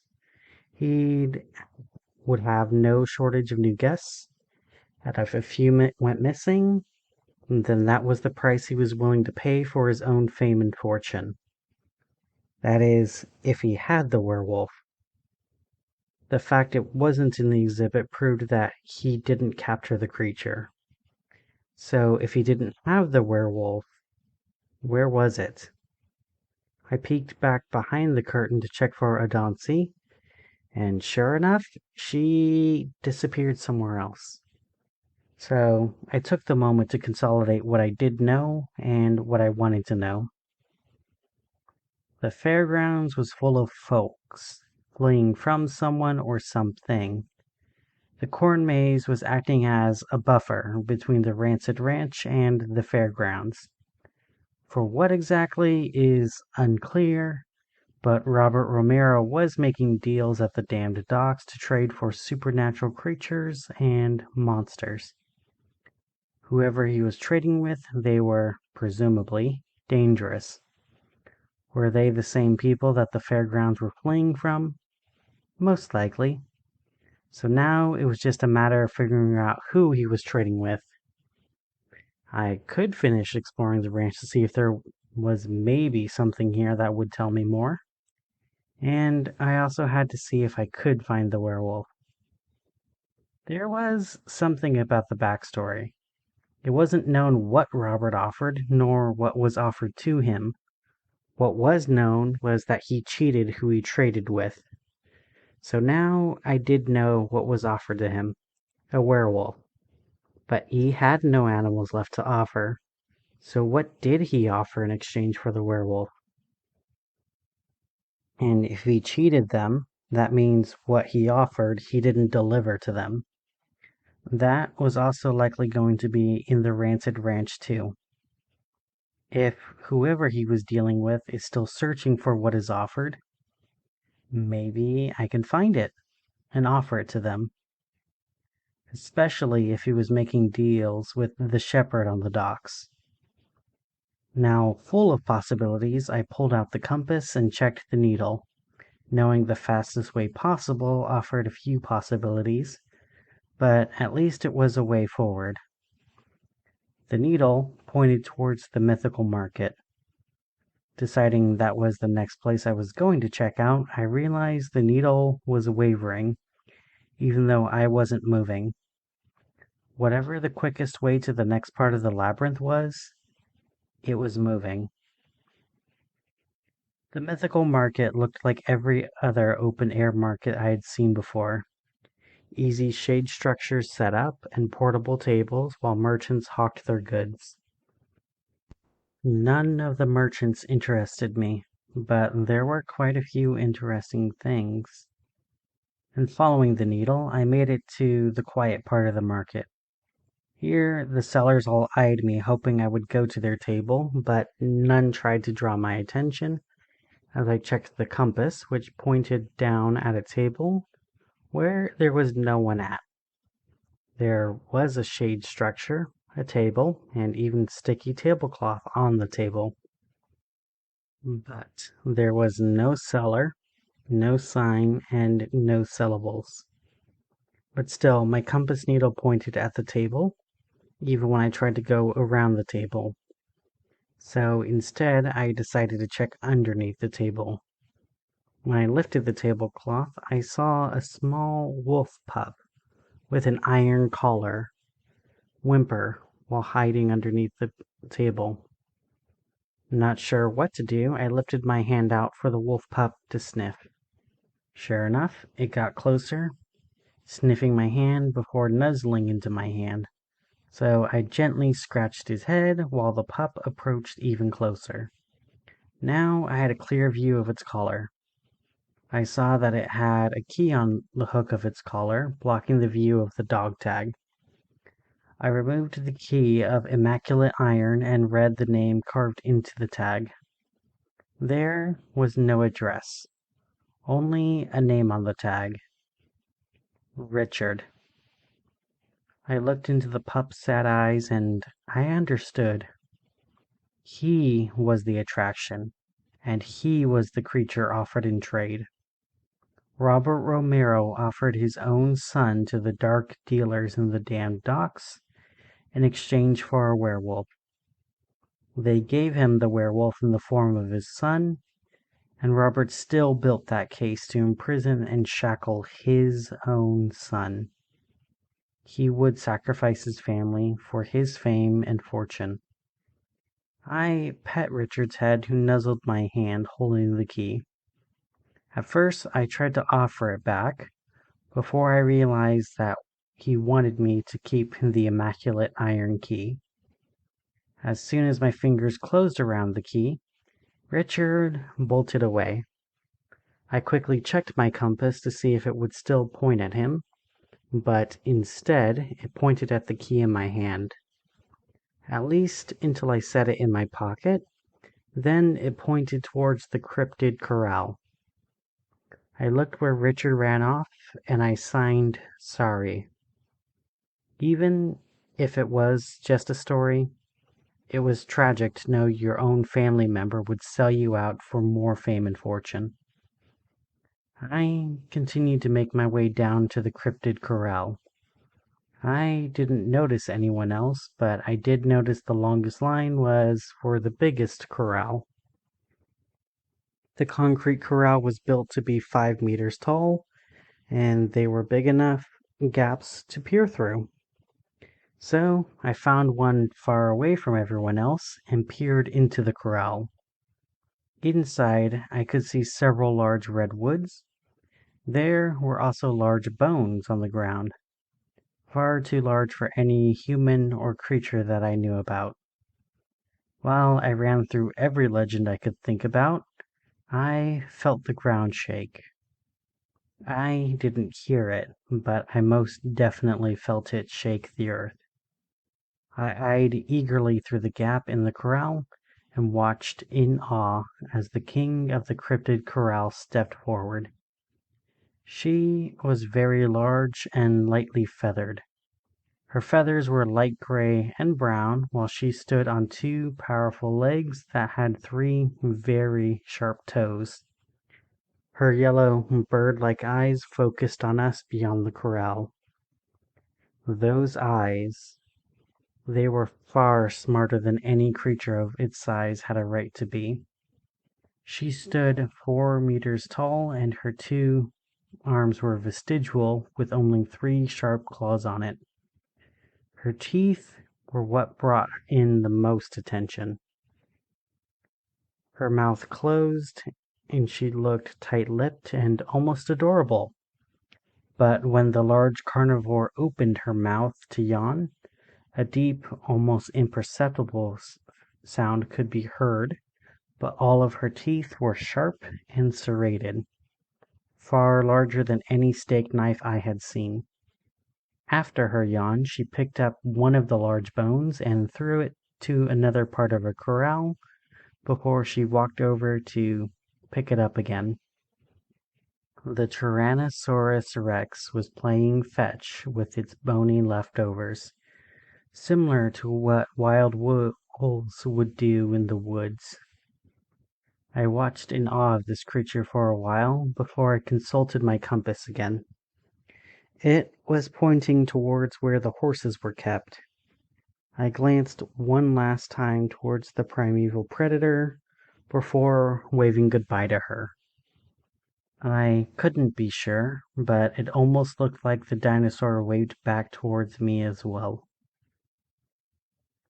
I made my way to where the horses were kept, and I could see the pale horse kept all alone in the middle of the paddock, looking despondent and morose while it stared down at the ground. I didn't know why there was no one around this horse.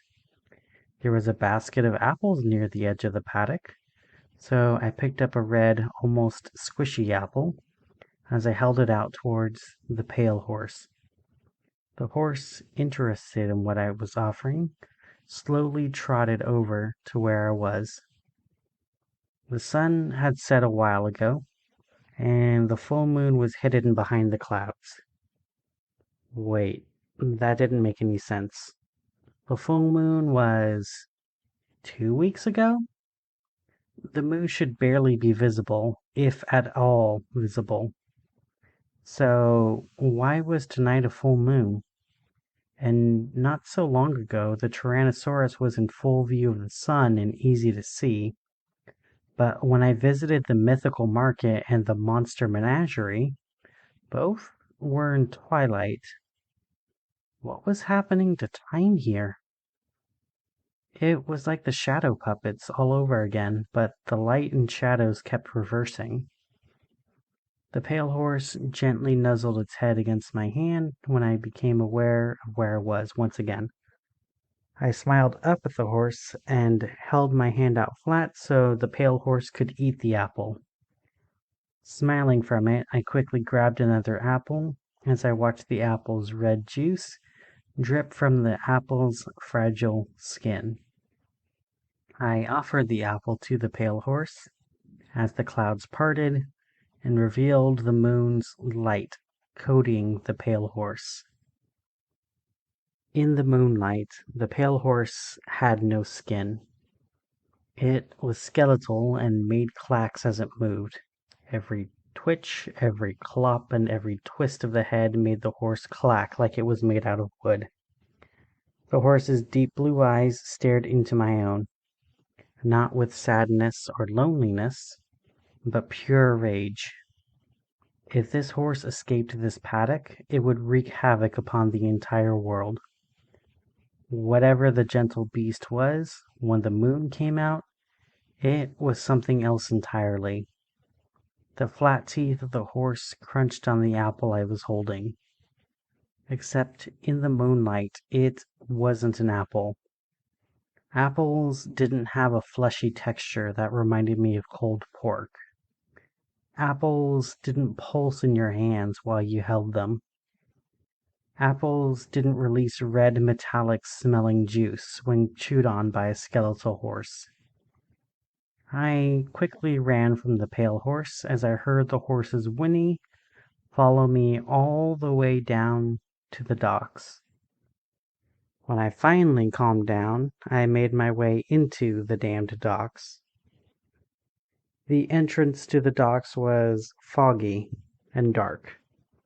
A single wooden sign above read "Damned Docks" in red graffiti. On the wooden pole there was a map of the docks. Unlike the corn maze, there were no portable mazes to take with you. You had a single maze to memorize before you went in. I looked it over, and I believe I had a way through the docks. The compass also pointed deeper into the docks, so I was on the right path. I stepped onto the docks, and once I passed the sign, it felt like I stepped into a new world. It was cold and foggy. Every few meters, the tall streetlights lit the docks below, but they flickered, and the feeling of danger didn't pass. Still, I made the assertion to be brave. I continued where I thought the right path was. Checking my compass, it seemed to concur with me. I did notice what that the splashing beneath me was following slowly. So already whatever was in the water noticed me, and it was following me. I made my way to a T junction, and on a hunch, I stopped. Sure enough, the splashing continued. It went left, and when I checked my compass, it said to go to the right. Still, though, that didn't make a lot of sense. According to what I memorized about the map, left would have been the way I would go. Still, I would follow the compass. Maybe I made a mistake. I followed the dock. There were no turns, no twists, and no other options. Just a straight path forward to something that was blocking my path. I approached cautiously when I saw it was an old shipping container blocking my path. The locks long since rusted off, but the name of the shipping company was still visible in the carved white paint. Count DeVille's Shipping. The name rang a distant bell in my head, like I heard the name in a story that I heard a long time ago. I checked my compass. It pointed into the shipping container. Now worried, I pulled on the door, which led into the shipping container. Inside the container, I could see the distant light of the far side. Sure enough, there was a way through, but there was a big unknown.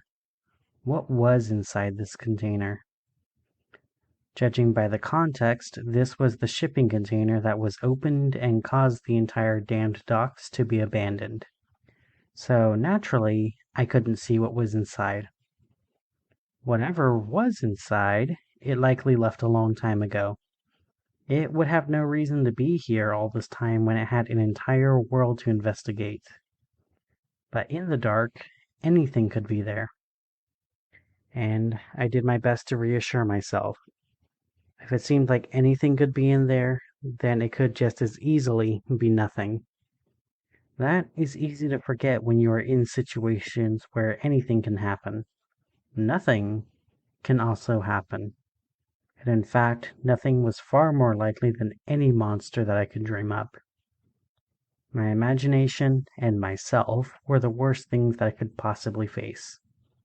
So that would also mean that whatever I did, I would actually face in there, that it was something I could face. I walked forward into the darkness and followed the distant light. I heard dry crunching under my feet as I stepped forward. Twigs, just twigs, I told myself as I stepped forward, and I kicked something round, light, and hollow forward that clanged against the side of the container. Just a ball, that's all it was. It wasn't what it felt like. They made it out of hard plastic to feel like that. I told myself as I made my way forward that I heard chains rattle inside of the container. They were just chains. Nothing had to be attached to them. They would just hang them up and the breeze would rattle them. At least, that's what I told myself until I realized the chains rattling were behind me, gradually getting closer. I paused and listened, and the chains rattled for another moment before stopping. Something was inside of the shipping container with me, and it was stalking me. Now, with no illusion of control, I ran as fast as I could for the distant door. The chains rattled quickly behind me, and I could hear the pants of whatever was following behind me. It was also sprinting, and this was my only chance. I made it to the distant door, and I turned to slam the door behind me and slid the handle into place. But in that split moment of trying to close the door and succeeding, I saw what followed me. It rushed forward on both of its hands and feet. Its arms and legs were shackled in that same shiny silver I saw in Richard's prison. This didn't resemble a puppy.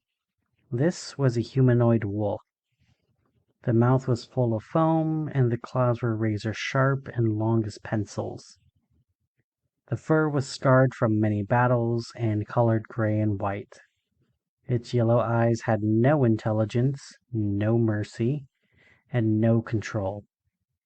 Only raw, rabid rage reigned over the wolf-man's mind.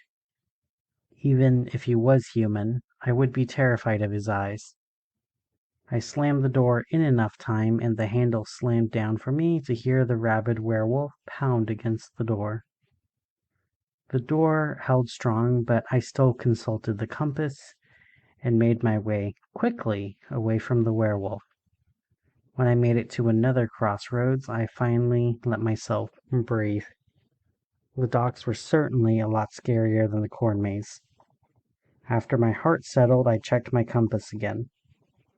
It pointed forward for a minute, but then I watched it change to the right. Why would it be pointing to a new place? Either there was something in the damn docks I needed to escape, or the docks themselves were changing.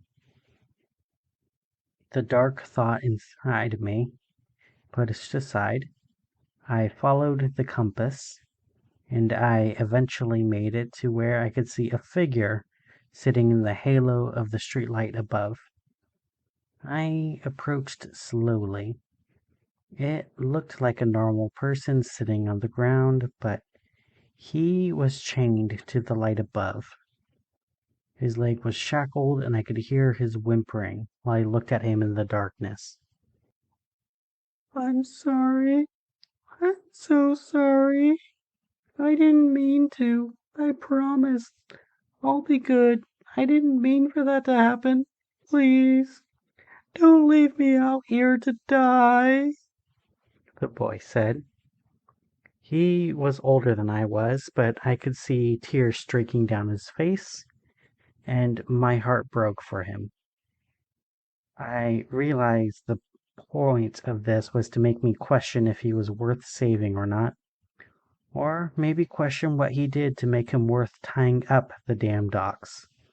Maybe second guess myself and assume he was a threat to me and have me run past him.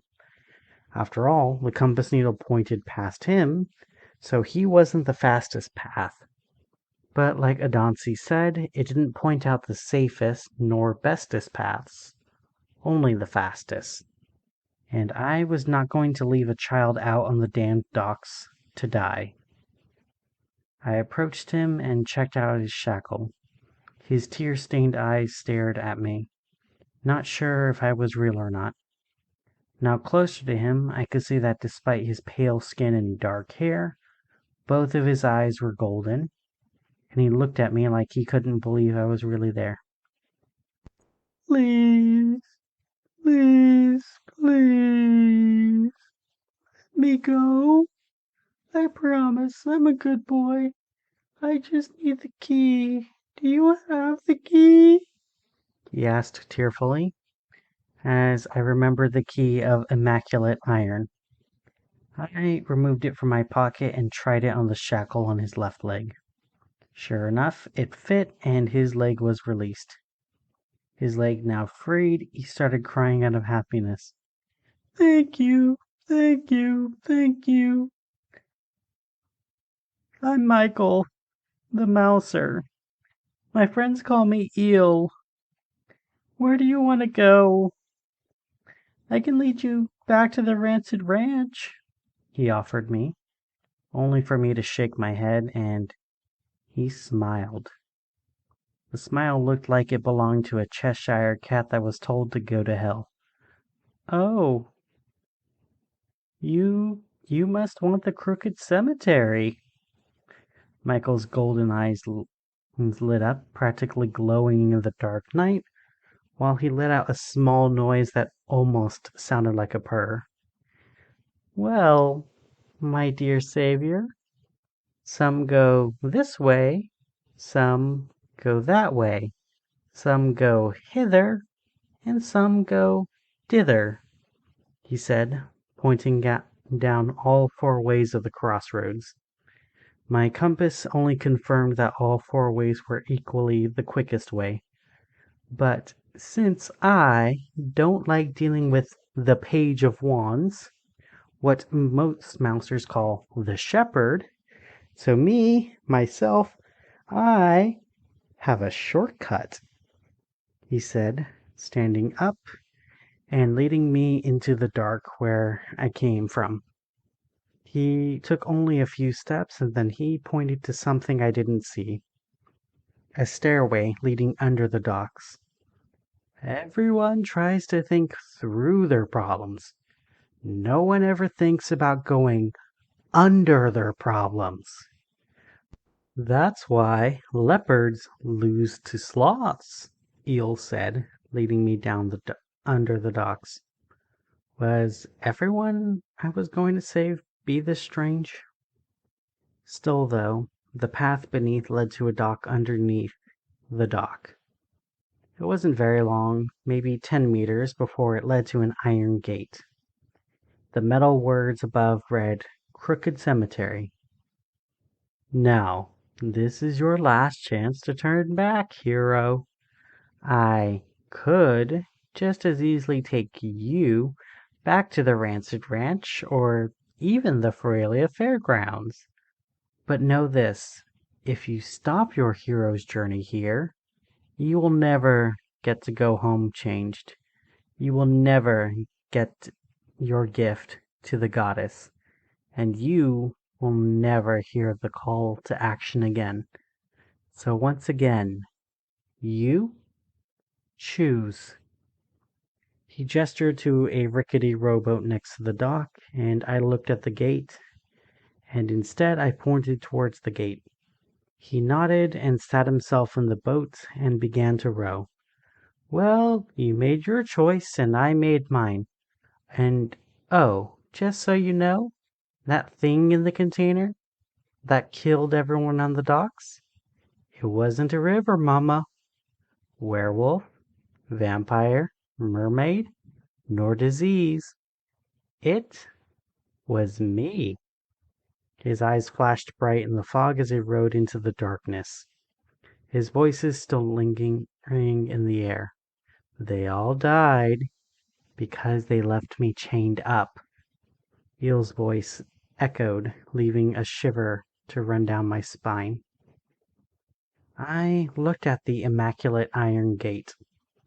These gates were designed to keep out both Fae and undead. Fae can't touch iron, and corruption withered at the touch. And the undead were unable to break the metal of this metal. I looked down at the key in my hand. It looked like it would fit the lock. I tried it, and sure enough, the lock opened and the gates creaked open. I stepped through, and the salty air turned to the smell of freshly rained on grass. The ground was still foggy, and in the distance I could see still shapes.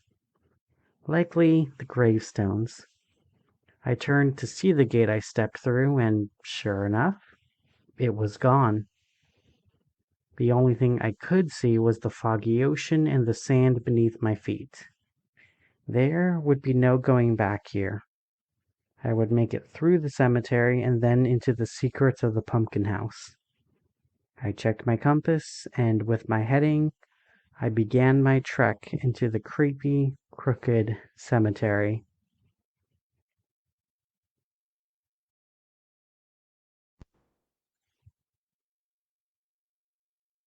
Once, long ago, there was a problem collecting the bodies of the unclaimed.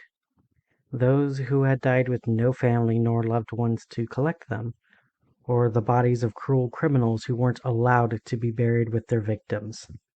But fortunately, to deal with these issue, the DeVille family offered their own family cemetery to act as the final resting place for them. Here, if you read the gravestones, you may notice that a lot of them don't even have a name. You will find entire rows just marked with a single date and the name infant. Deceased on the day they were born, not even given a chance to be given a name. Some of these graves are marked with the name of someone and infant. Those who died in childbirth, buried together. These graves are usually the quietest ones. A short life and a violent end, true, but at least they usually don't live their entire lives bringing pain to others. Other graves are left nameless because they hold criminals in life who remain criminals in death, not worth the bare amount of respect of even having a name after death. Their crimes carved into the tombstone, leaving only a legacy of pain long after their deaths. The trouble with that is, by doing that, the souls cannot rest in that soil. When most people think about cemeteries being haunted, the next question is usually why? With the exception of mass graves built over battlefields, most people aren't killed where they are buried. However, in the Crooked Cemetery, the criminals were all executed in creative ways dictated by the Count de Ville. His favorite way of executing criminals is to sew the bodies of their victims to the criminals and bury them together under the ground. If the criminal was still alive, then too bad for them. And if the criminal's victim was still alive, such as in cases of robbery, well then too bad for the victim. The Count de Ville only believed in punishing the wicked. If that meant punishing the innocent along with the wicked, that was a sacrifice he was willing to make. The Count de Ville often said it was better to torch 99 innocent people if it meant that even one wicked person was caught. You may notice that some of the tombstones have bells attached to them. That is a holdover from the olden days, when getting buried alive was likely to happen by mistake. If you were buried alive by mistake, you could ring the bell and get attention. Nowadays, the bells aren't rung by the living. If you hear these bells ringing, they are trying to get you over the grave. When they smell your breath, when they feel your warmth, when they hear your scream, when they see your shock, and when they taste your blood, they will tear you into the dirt with them. You will not escape, and your death will come far too slowly.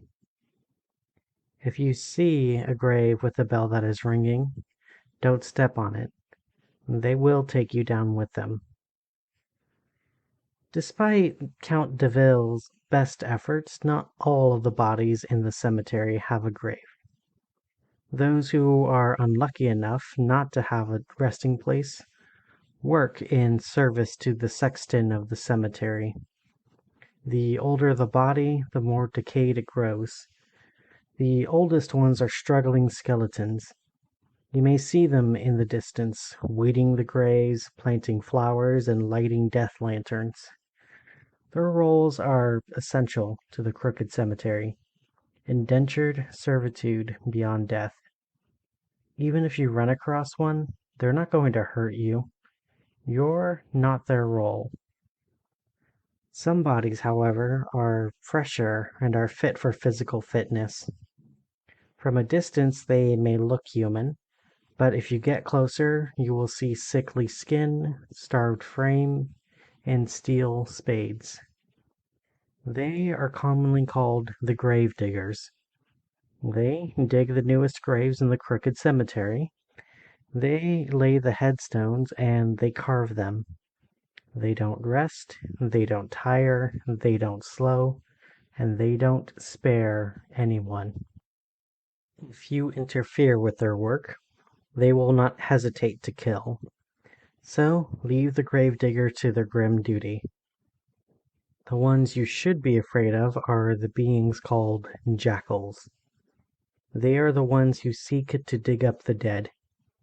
Each one looks different, but you will know that they are a jackal from the way they dig into the graves with their bare hands. The jackals crave meat and they are starving. Very few creatures live on this island, so the main source of meat for these scavengers lie in the graves themselves. The jackals will eat the meat of the dead and will occasionally even attack the grave diggers if they are desperate. And they are always hungry and never far from desperate. Remember, when in the crooked cemetery, to avoid the jackals. If they are willing to spend hours digging into the grave just for a few scraps of rotten flesh, what are they willing to do to get something fresh? The greatest danger of the crooked cemetery is a being that is rarely seen by anyone. The sexton of the cemetery and the maestro of the mausoleum, Severus Maximus, the knave of torches, the red right hand of the Count de Ville. He serves his master fully and without hesitation. Even when Count de Ville ordered Maximus to sew a dead body onto his own back, Maximus did not hesitate. Even when the Count brought the dead body back to ravenous life, Maximus continued to serve his master. Now he wears a dark cloak and carries a large staff, and underneath his cloak is a rotting, hungry body attached to his back. It hungers often and he feeds it often, taking the best cuts of meat from the bodies that pass through on their way to the cemetery. He is rarely seen in the cemetery, so it is best to avoid him. He hungers and he has two mouths to feed. If you do make it through the crooked cemetery, the only way out is through Maestro Maximus's mausoleum. The structure is 3 stories tall and it is the hardest maze in all of the grounds. It is the home of the sexton and he spends most of his time there. He prepares bodies there, he eats there, he sleeps there, and he is constantly opening and closing doors. Fortunately, he doesn't have the best of memories, so he will sometimes remember to lock doors and other times completely forget. This may work to your advantage and allow you to find a quicker way through the mausoleum maze, but more often than not, it will make things more difficult for you. Some said it would be best to get the sexton's keys from him. That may be possible, but when it isn't held by Severus, it is held by the corpse that is sewn onto its back. If you are brave enough to approach a body of death and rip a ring of keys from a hungry dead man, are you foolish enough to try? The first floor of the mausoleum is where the best bodies are kept. Those who the sexton wants to keep. You will find corpses caged up and left to rot in the open air. These are caged for a reason. Even if they are still, it's best to keep them locked away. The gravediggers, skeletons, and jackals all come from somewhere, and the ones who aren't fit to be any of them are kept here. The abominations are kept here also. Have you ever seen a skeleton made to look like a spider or an octopus? Have you ever seen that skeleton still moving? Still screaming? The souls of every bone screaming until the end of eternity? The sexton keeps them here, along with even worse things. But it is heaven compared to the second floor. The second floor is where the sexton does all of his experiments. Vials of vile liquids, formulas, solutions, and liquid pain to inject into cadavers. This is where the sexton created many monsters, some of whom were sold or traded to others. The very best ones were provided to his master.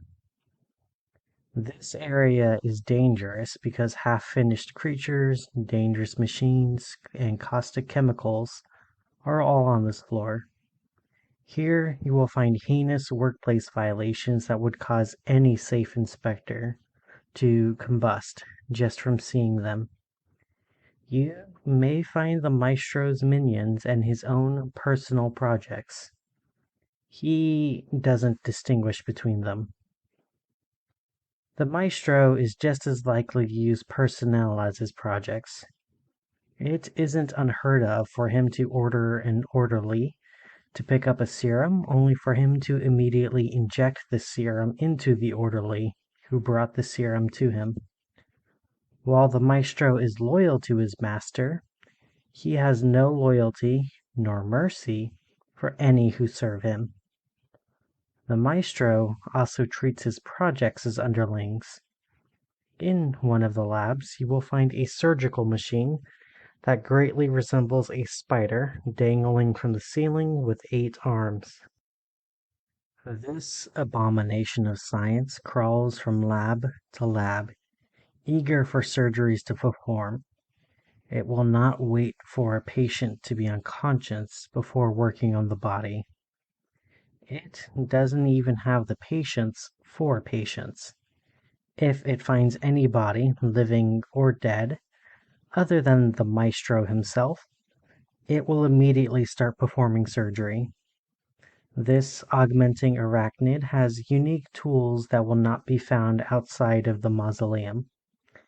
It includes scalpels, syringes, stethoscopes, sutures, and scapula that seek, search, and sever the soul.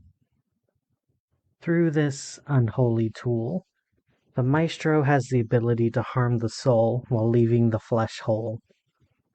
Removing living souls from human bodies and leaving it in dead flesh, bottling human spirit, confining consciousness inside of objects, or preserving memories within manuscripts, all of which are within the power of the augmenting arachnid who scuttles along in these labs. If you are cautious and careful, you may escape it. You may even get lucky enough to grab one of its tools. Though, what use would you have for an object that can affect the soul and leave the flesh alone? Through all of these labs, you may find the stairs leading up to the third and final floor. This is the home sweet home of Sexton and Maestro. Here you will find paintings that observe you, furniture that still screams, cryptic curios that have no use, that no one knows about, and the kitchen. The beast on his back needs to be fed flesh often, so don't go sneaking into the pantry. The foods there will not appeal to your palate. And he returns there often, so don't stay long if you are unlucky enough to be stuck in the kitchen. You may also find other rooms where he spends his time, such as his bedroom, dressing room, and drawing room. But if you idle and detour to explore the other rooms, you only leave yourself more vulnerable. The drawing room is one of the quietest areas of the entire mausoleum. No one is allowed in the drawing room except for the maestro of the mausoleum, so no one knows what is in there. Since no one knows what is in there, there may be nothing in there. The dressing room is where he keeps all of his blood-stained clothes. There's many areas to hide within, but there is only one entrance and only one exit, and they are not the same door. So it may be very easy to get lost or even trapped inside the dressing room. As for his bedroom, the less that is said about it, the better. But do consider what a being that willingly creates monsters for someone else does when by himself, when he is free to be at his most monstrous. If you make it through the dining room, you will find a ladder that leads to the pumpkin house. The only way to the mausoleum that leads to the center of the labyrinth. But on that ladder, if instead of going down, you can choose to go back up and wind up in the fairgrounds instead. But regardless of what you choose, if you escape the mausoleum, then you will never return to it. At least, you will not return while still alive. If you continue to the pumpkin house, you will be at the final step to find the myself mirror and solving the mystery of the labyrinth. If you make it through the personal home of Count de Ville. Or maybe turning back to the fairgrounds is more your speed. After all, very few have made it this far. This is no small feat, and it's a great victory in itself. And escape with your life is something that is not guaranteed, even if you do make it to the myself mirror.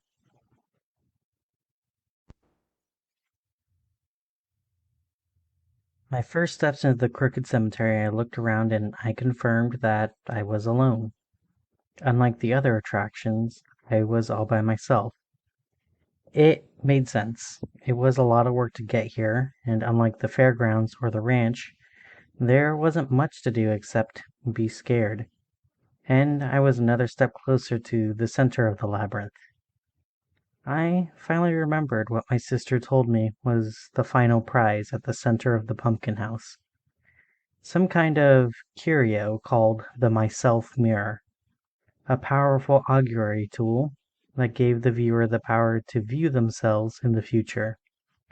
Not simply one future, but all possible futures, and would help guide them on the path to be that person. She told me that one year she made it all the way to the myself mirror when she saw how gorgeous, brave, and independent she was in the future, when at the time she was so timid and lost. It gave her the strength she needed to come out and transition. Even though she was much happier now, when I asked her about what she saw, she only told me she wasn't done becoming what she saw in the mirror. I didn't know what I wanted to be when I grew up. I remember hearing that story and wishing I could see the myself mirror, so that I would know what kind of person I would grow up to be. So far, the only thing I wanted to be when I grew up was happy and alive. Even though both of these things felt like they were in doubt, I figured if anything had the answer, it was going to be the myself mirror. All I had to do was make it through the crooked cemetery and then the maestro's mausoleum. I did enjoy the fog. It was atmospheric and calming, and the only thing I had to worry about was the distant lights in the form of death candles. I figured that was the best place to start, as I made my way past the beach into the first line of gravestones. I stuck to the path, but I couldn't help but look at the stones. It was just like the backstory my sister told. Most of the graves were only given the name infant and a single date. I walked past them and I couldn't help but feel my heart break. So many deaths before the advent of modern medicine. Dead upon birth or just after. I was reminded that not even 200 years ago, infants weren't given a name until their first birthday. The mortality rate was so high that it was considered impractical to name every infant, if they weren't going to make it. And of course, that death rate also affected the mothers. Infection and even the childbirth itself were dangerous and often deadly to their mothers. Poor hygiene and lack of birth control usually meant high mortality for those who got pregnant. At some points, it was more dangerous than going to war. But with the discovery of modern germ theory, hygiene, and eventually birth control, humanity thrived and the population exploded. And now it was commonplace for infants to be named before they were even born. Still, this was more haunting than the werewolves and the cenotaphs. to understand how much death was in the past and how much of them would never even have a chance for a future. Still, something wasn't right. I read the tombstones again, and it was familiar. Infant, September 5th, 2400 AUC. Wasn't that the same date I saw when I first came here? That was odd, but certainly not unlikely or even common. The birthday paradox came to mind.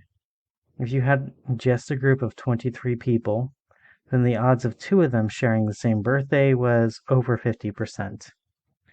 I passed by over 400 graves. So the odds of two of them sharing a birthday was greater than 100%. I rethought my problem, recalling the dates I saw, the dates in front of me, and this was the first one that matched an earlier birthday. Everything else had a completely different date, without a single repetition in month, day, and year. That didn't make any sense from a statistical point of view. Even in a perfectly spread out random chart clusters and repetitions occurred. There's only 365 days in a typical year and 366 in a leap year. Especially in a sample size this large, 400 was more than how many days were in a leap year. Even if I had a sample size of 20 graves, if they were truly random, there was practically only a coin flip that at least two would match. With this many, the only way that there were no repetitions was if an outside force was interfering with the true randomness. There was nothing special about the gravestone, but I still kept it in mind as I continued my trek forward. My compass pointing down the path, I continued my walk. Every 5 gravestones had a burning candle on it, and still there were no repetitions in a single date. I was approaching 800 different graves, and every single one had a different birthday from every other grave. If I passed by 2,000 graves, was I going to start seeing negative years? There were only so many different dates before a repetition occurred, no matter what force was interrupting my efforts. After the 800th grave, I ran across the repetition again. Infant, September 5th, 2400 AUC. The stone was identical to every stone around it. On a hunch, I marked an X on the path in front of the gravestone and followed the way my compass was pointing. Sure enough, I followed the trail. There were no other repetitions, and I wasn't getting hungry nor tired. But I still started sucking on a gummy isopod, figuring out I was going to do to escape from this liminal labyrinth. I continued trekking, and I saw the X in front of the gravestone before I saw the gravestone itself. Infant, September 5th, 2400 AUC. So it was truly repeating, but none of the other gravestones were repeating. So if this wasn't working, I would have to try to find a brand new method, even if it contradicted what my compass was saying I should do. I stepped on the grave and made it to the trail behind it. It was more of the same, never-ending sequences of non-repeating dates, except for a single one. September 5th, 2400 AUC, and the X I marked in front of it, which remained in front of the gravestone. So, if the stone in this part of the path was moving, no matter what row I walked, then it must be something important. The only repetition in the entire sequence was this number. And if this was the only repetition, then the rest of the pattern was a non-repeating sequence. Like the digits of pi, it was never ending and never repeating. So then, even if my compass was not working, I would have to figure out the puzzle of the gravestone. I started simply, and I pressed the gravestone, figuring there must be a button or a hidden panel to press. But nothing, even when I pressed all over it. I tried tracing the date, and sure enough, no luck. So I tried thinking about the date to see if anything important occurred on that date. While I knew quite a bit of history, there was nothing associated with September 5th as far as I knew, unless the puzzle had something to do with International Cheese Day. The year wasn't any help either. While I was certain the year 2400 was important to someone historically, I couldn't think of anything that occurred. The age of exploration was occurring, colonies were being built in Vespucci and Sealy, wars for independence wouldn't occur for another 150 years, the colonies weren't ended yet, no great wars occurred that year, no kings were crowned, no kings died. It was an unremarkable year surrounded by remarkable years. That seemed to be on the track for something, so I thought about it for a moment more. An unremarkable thing among remarkable things. The non-repeating states and the ever-changing stones. What was important about their dates? I checked the stone to the left of the stone I was sitting at.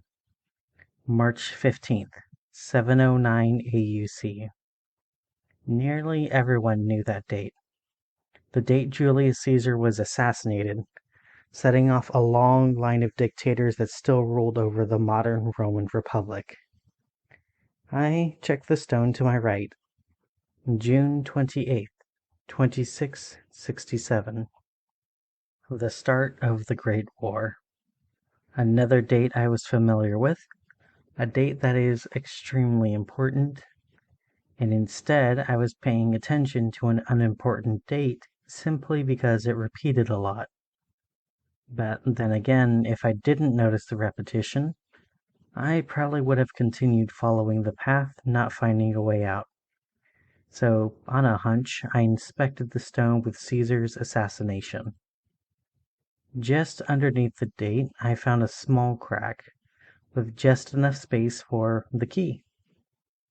I checked my compass again, and it still pointed down the path.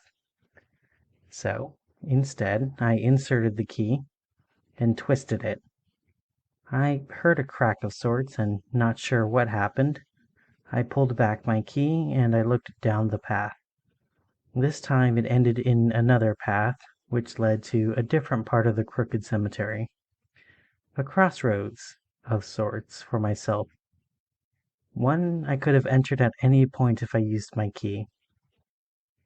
How many people were trapped in the liminal space because they didn't try to save Richard? I tried not to dwell on that thought while I followed the trail, which led to an iron fence. Just beyond it, I could see the pumpkin house. It stood 2 stories tall and had a jack-o'-lantern in front of the steps, and that unsettled me more than the Rancid Ranch or the docks.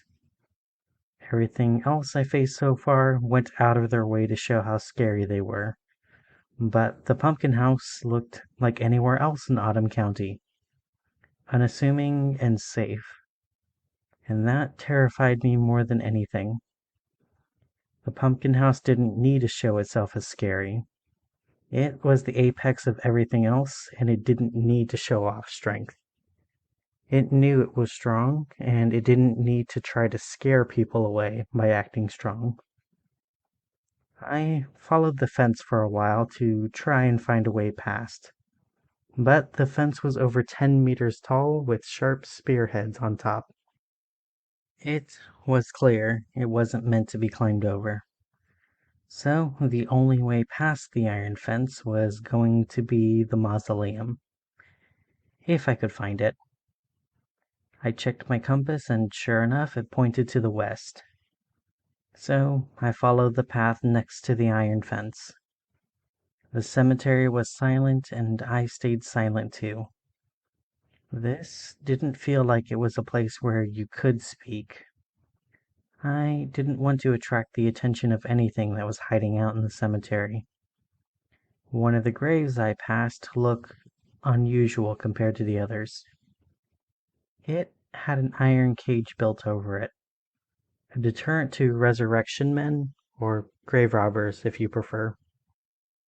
Some legends said it was to keep the bodies from rising from the dead. However, they were actually constructed to keep the bodies in the ground from being stolen by the living. So it made sense some of these were built to keep the bodies safe from the jackals. I passed the iron cage and I heard a weak scrabbling inside of the cage. I glanced inside of it and felt my breath catch when I saw what was staring back at me. The blank, maggot-filled sockets stared back into my eyes, and the yellowed skeleton still had bits of rotten flesh sticking to its bones as it reached out its weak hand through the bars and towards my face. At first, it looked like it was trying to reach out for help, but then I read the headstone. Here lies the face peeler, executed December 12th, 2598 AUC. I read, and I backed away from the skeleton, still reaching for my face. It would be best to keep away from the murderous skeleton. So, instead, I continued down the trail, remaining quiet and made sure to stay calm. Whatever I faced now would be temporary, and the prize of the myself mirror was forever. I had to remember that. I passed a series of graves that all had bells inside of them. The gravestones were built to resemble small churches, and the bell inside of the tower. Constructed during an era when getting buried alive was a legitimate concern. So people sold many solutions, such as bells or being buried with food and drink. The problem with these solutions? Most of them didn't bother to include air holes for the entombed, so if you were buried alive, you didn't have very long until you were buried dead. I stayed on the path, but still, as I passed each grave, the bell above them started to ring, one by one. Soon it was a chorus of tintillations, but when I passed the last grave, the ringing suddenly stopped. Whatever was down in those graves was still able to ring bells, and they wanted me to investigate the graves, so I was going to ignore that. It wasn't too far down the path when I saw the jackal. He looked like a normal person at first, but then when I got closer, I saw that he wasn't quite normal. His arms were too long, his fingers were more claw-like than finger-like. His hair grew down to his waist and was surprisingly well cared for. His mouth had teeth that were too long to be held in his mouth, and his eyes were all black and focused on the grave he was digging up. His mouth had teeth that were too long to be held with his lips, and his eyes were all black and focused on the grave he was digging up. But once I saw the jackal, he saw me too.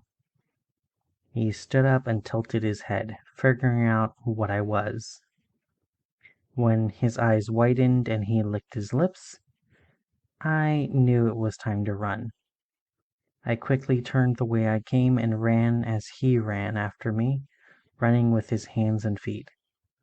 He was quicker than the werewolf, so I knew I had to lose him quickly. But he didn't seem to be the kind to let prey go.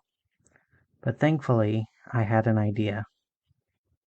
When I made it to the row with the bells, I peeked behind me and confirmed that the jackal was still chasing me, and he was only a few meters behind me.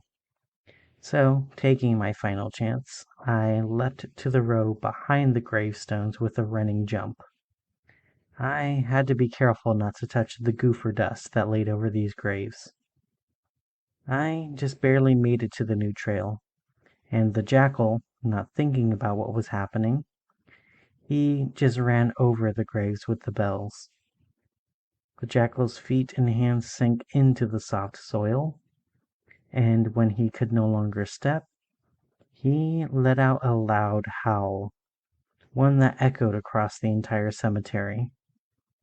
The jackal continued to sink as his hungry eyes met my own. Even as what was underneath the dirt pulled the jackal underneath, the jackal knew no fear, no confusion, just hunger. And he still saw me as food, even as the grave pulled him underneath. When the jackal was pulled down under, I let myself take a breath again as I checked my compass. It still pointed west. So I continued my trail, and when I made it to the grave the jackal excavated, something else now stood there. It looked like a bored man, simply filling the dirt the jackal removed. It had only been a few minutes, and already the grave was nearly filled up.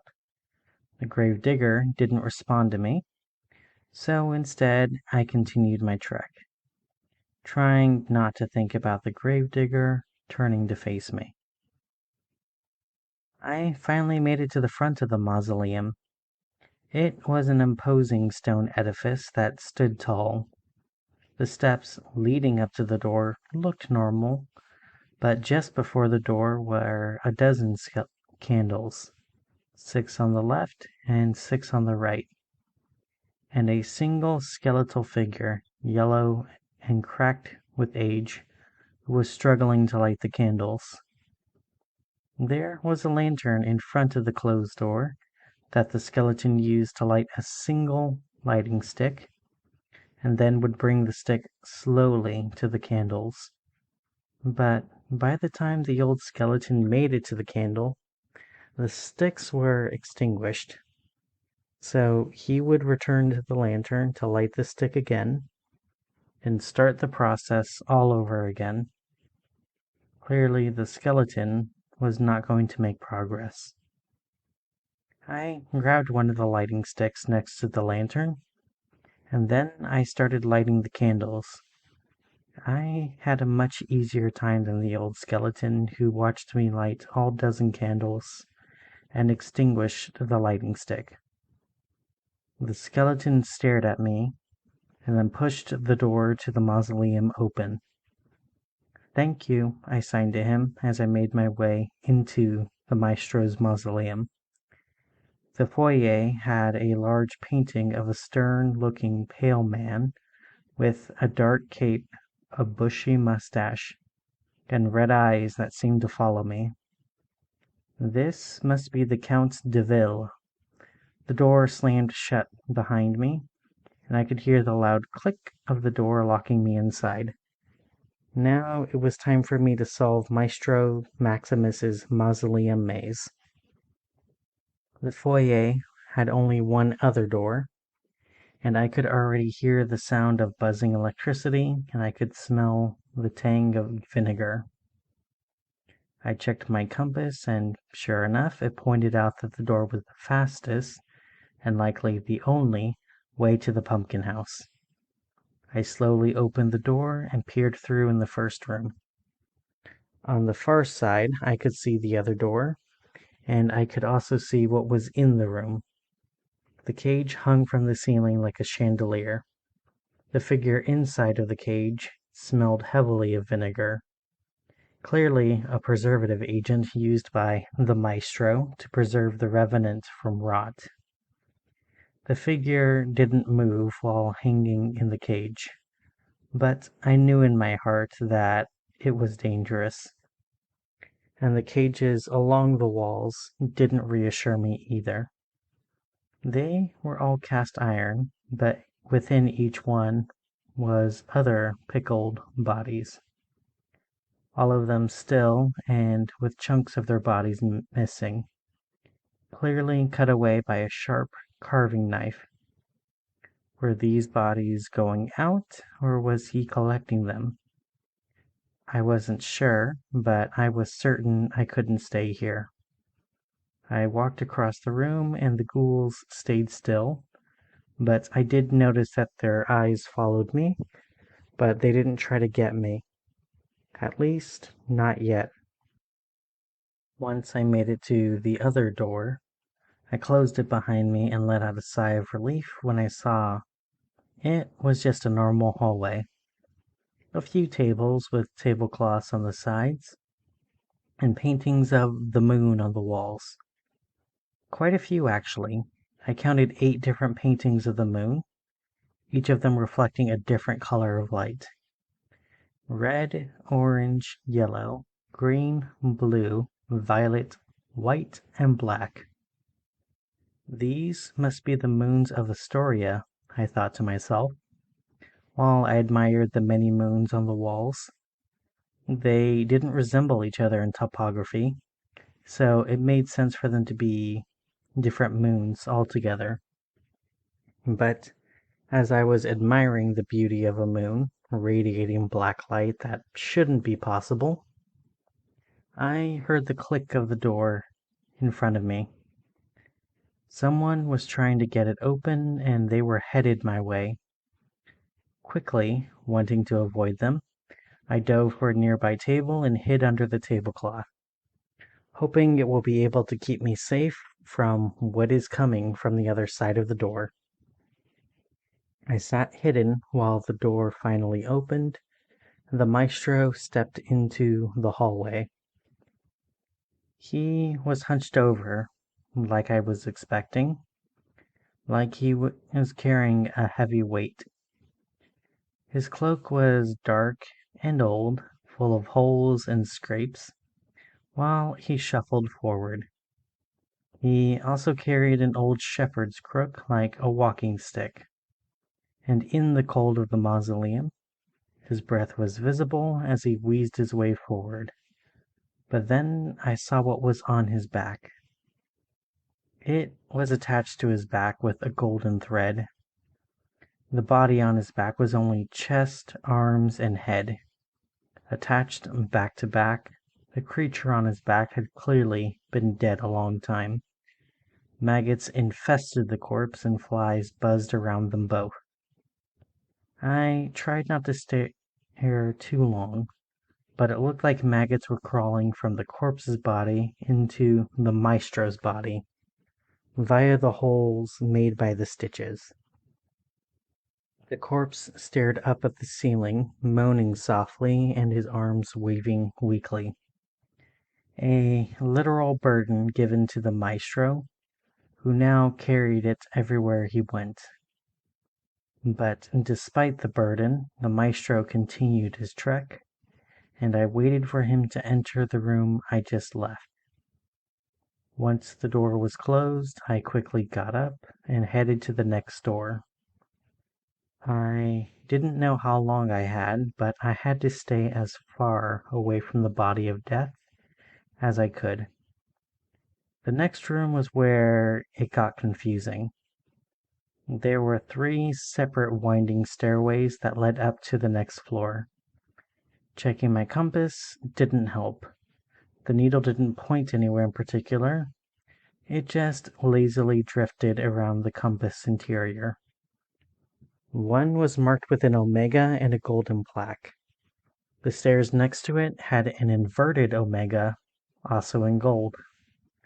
The final stairs were marked with an infinity symbol with a cross on top of it. Clearly, this was a riddle I had to solve. Obviously, only one of them leads to the upstairs proper. The others either led to traps or quite possibly dumped me back out into the cemetery. So I had to figure out what these symbols meant. They looked familiar, so I thought about it for a moment before I realized what they reminded me of. Alchemical symbols, of course. The symbol on the far right was sulfur, but also widely interpreted to mean hell, so clearly I wasn't going anywhere near those stairs. The omega on the left meant death, or more specifically, the end of life. The symbol in the middle, the inverted omega, meant life. It was the only one that had a positive connotation, so I figured it was the proper way to the second floor. I took the stairs up to the second floor and found myself in a room with 4 doors.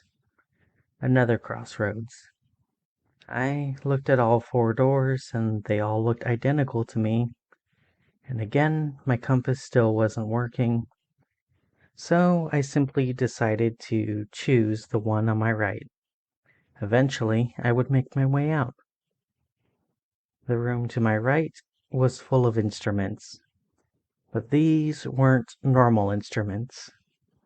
Every piece was carved out of bone, every string made out of sinew, and the parchment of the sheet music was clearly made from human skin.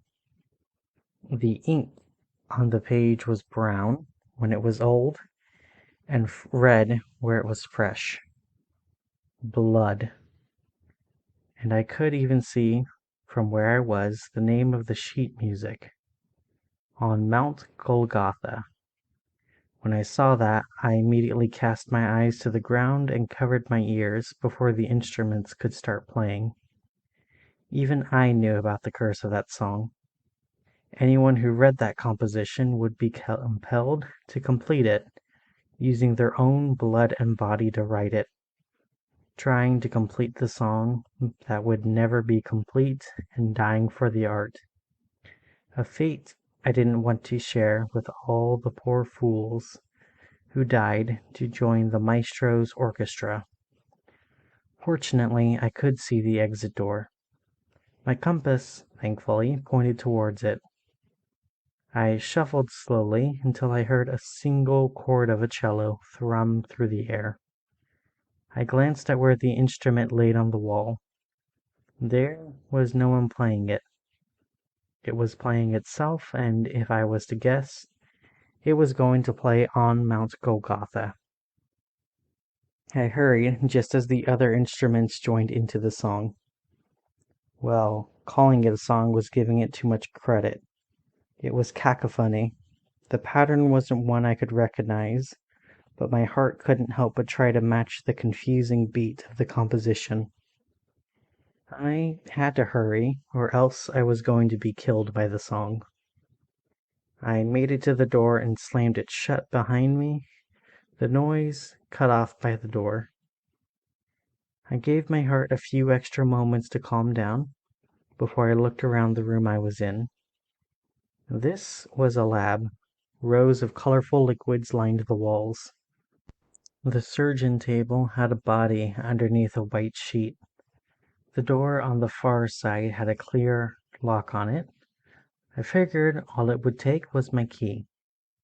I approached the door confident and inserted the key and twisted it. Except it didn't work. This key wasn't the right key.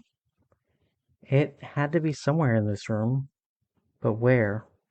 There were no tables, no boxes. The liquids on the wall were glued directly to the wall. The only place it could be hidden was... I looked at the surgeon table in the middle of the room. It had to be under the sheet. Of course. The only way to move forward would be to steal it from a corpse. I approached the body slowly, expecting a jump scare or worse, but nothing happened. The body remained still, and when I grabbed the sheet, I took a deep breath. If I kept this sheet on, whatever was under here would be worse than it actually was. I would just remove the sheet and grab the key. I wouldn't have to look at the body any longer than I had to. Just find the key, grab it, and go. I lifted the sheet and saw the body underneath. It was cut open in a Y incision, and most of the organs and the rib cage were removed. No blood remained, and the inside reminded me more of beef jerky than anything else. And I did see the key, located in the chest cavity, within the cardiac cavity that once held the heart. So I wouldn't just be stealing a key from a corpse. I would be stealing it directly from the inside of a corpse. I held my breath while I steeled myself to reach into the body. I knew the risk was low of disease, and I wouldn't have to touch anything inside of the body. I can just carefully grab the key and be on my way. Clearly, the challenge here is similar to those peeled grape challenges. They tell you something like it's eyeballs, so the texture is off-putting. This this isn't a real body. It was a latex mold, and it was all pataphysics. You create a challenge for the hero to face, so that way they can change more for the narrative. The narrative was telling me to reach into the corpse, and that was what I was going to do. Odds are, since it was challenging enough by itself, they wouldn't add anything else on top of it. Now feeling a bit better, I convinced myself it was just a latex mold as I reached into the chest cavity. I couldn't help but feel like my hand was colder inside of the cavity. Surely a trick of the mind, I told myself as I touched the cold silver key. Nothing happened, and I let out the breath I was holding. Nothing was going to happen. I grabbed the key and began to pull it out of the corpse when the body's hand swung around and grabbed my own arm. The corpse's eyes shot open and stared directly into my own eyes as its mouth opened like it was trying to speak.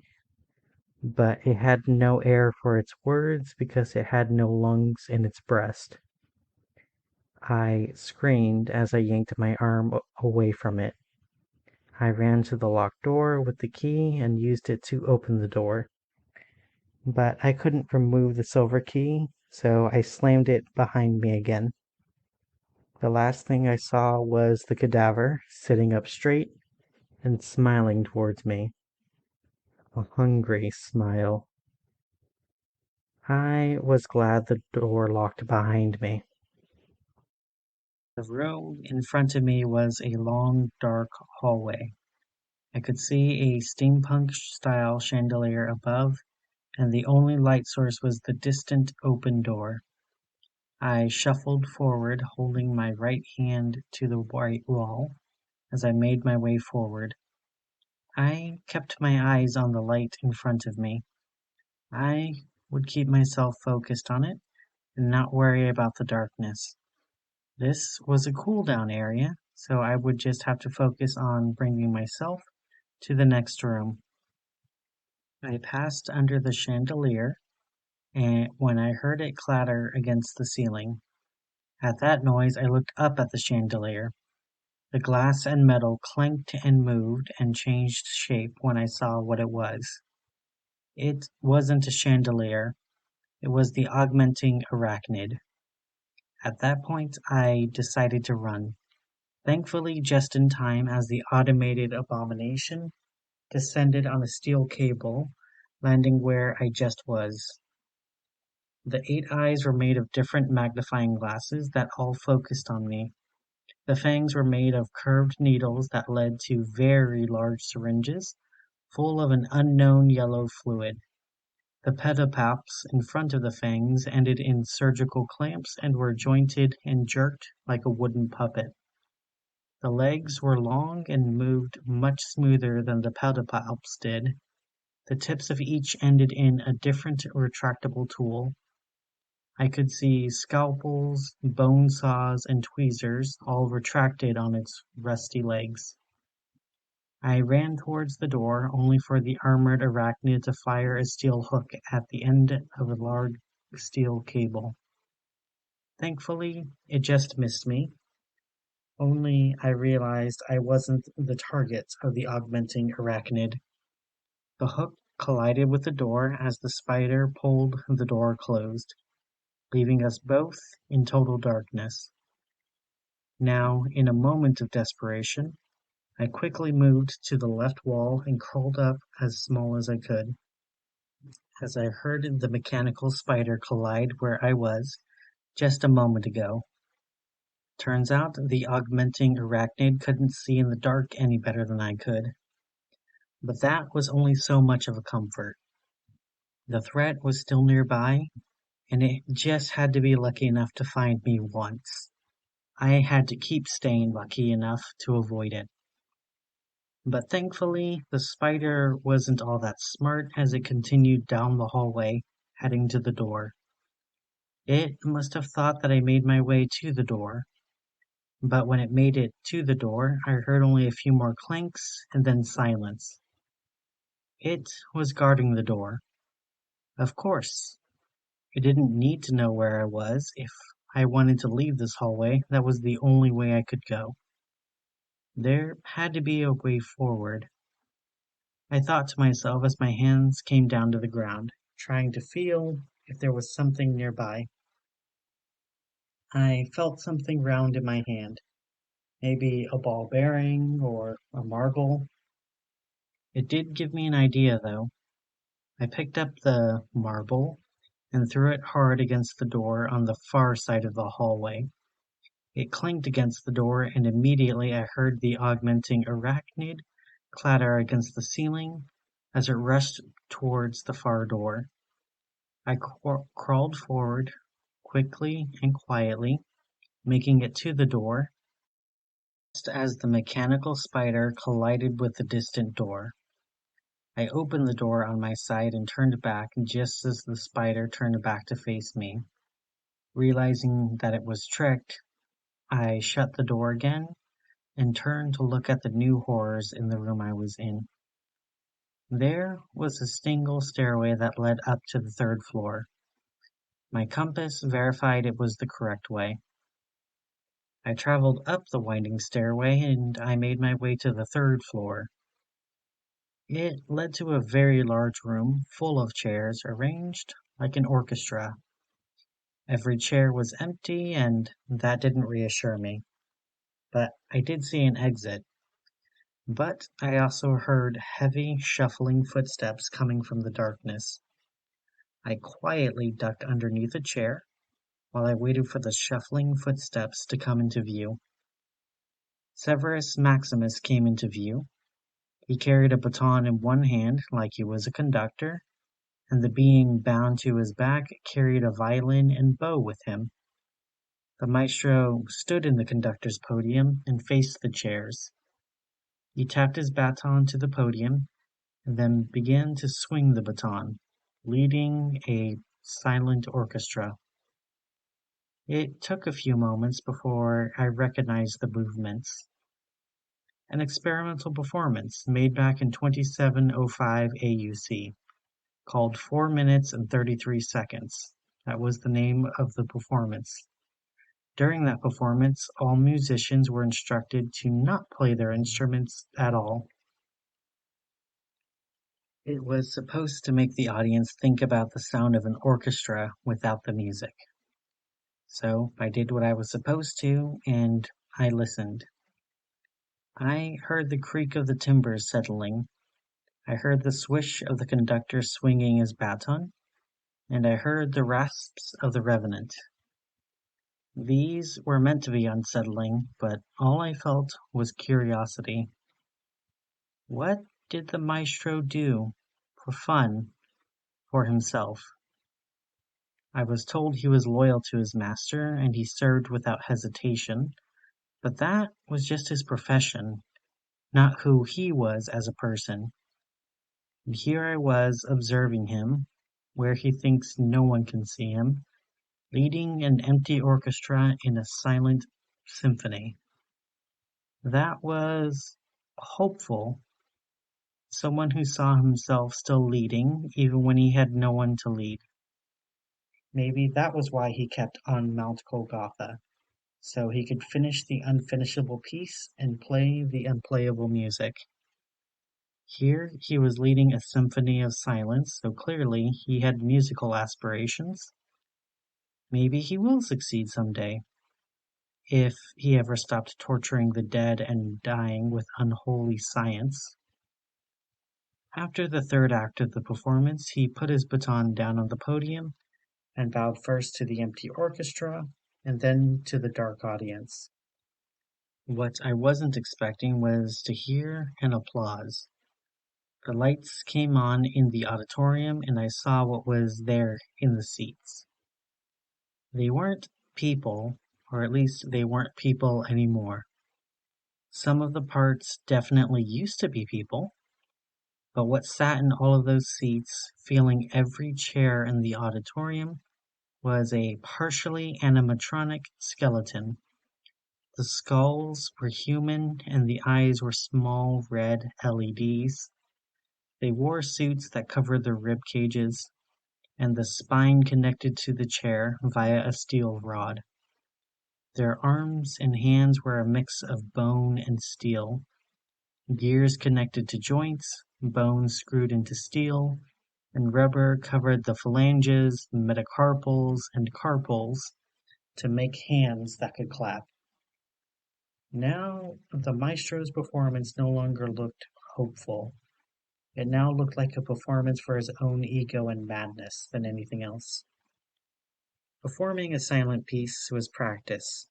Having an animatronic audience to cheer you on after you perform a silent symphony was just stroking his own ego.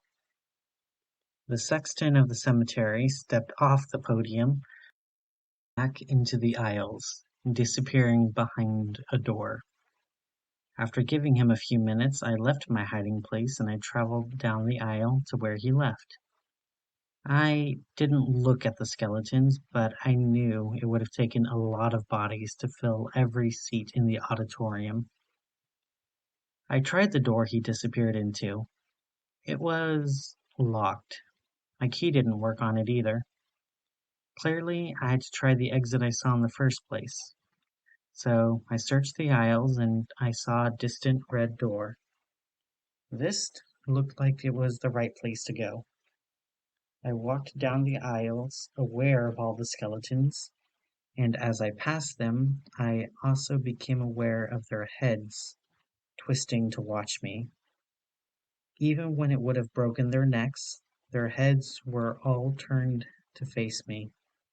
I saw it and I decided not to react.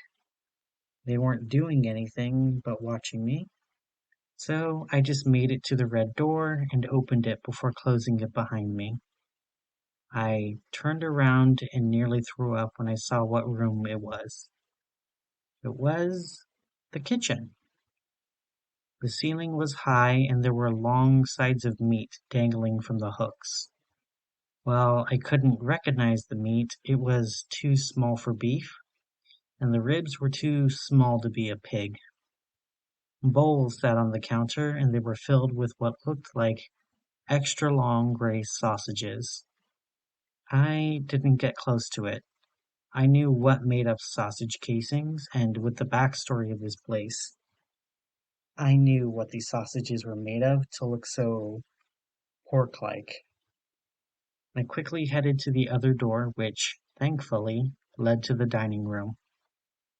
The table was long, but there was only a single chair at the table, and I could see on the wall a ladder. And sure enough, it led both up into the attic, and I assume it would lead back to the fairgrounds. But the ladder below was where I wanted to go.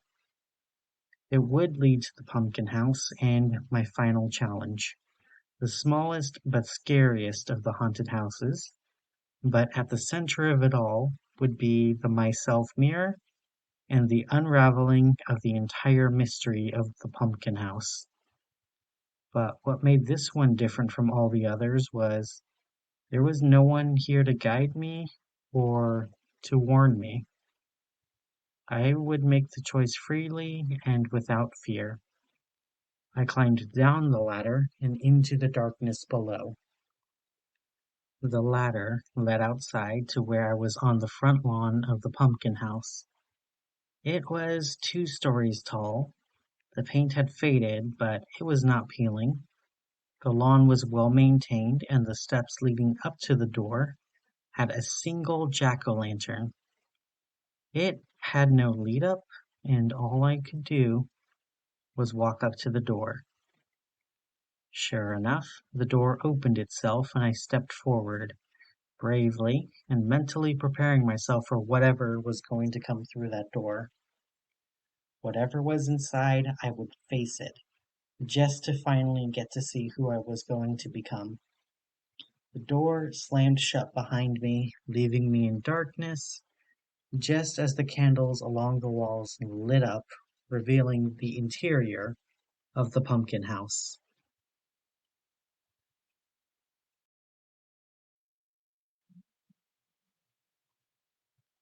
Pumpkin House is the place of the greatest mysteries.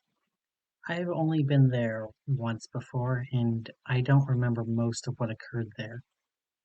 But from what I'm able to recollect, recover, remember, and recall, with the help of my friends, therapists, and deep meditation, once the Pumpkin House belonged to the DeVille family, an influential family for many centuries. But the patriarch of the family, known simply as Count DeVille or just the Count, found out that his family was dying.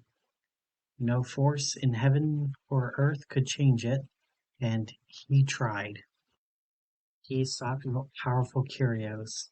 He sold every painting, every scrap of gold, and every title he could to find anything that would extend the life of his wife, children, or himself. But no matter what he tried, nothing could help. So, on one dark night, he sat across from his newest acquisition, the myself mirror. In desperation, he asked the mirror to show him just one future where he could stay with his family for the rest of eternity. And the mirror showed that to him, and it showed him how he could achieve his goal.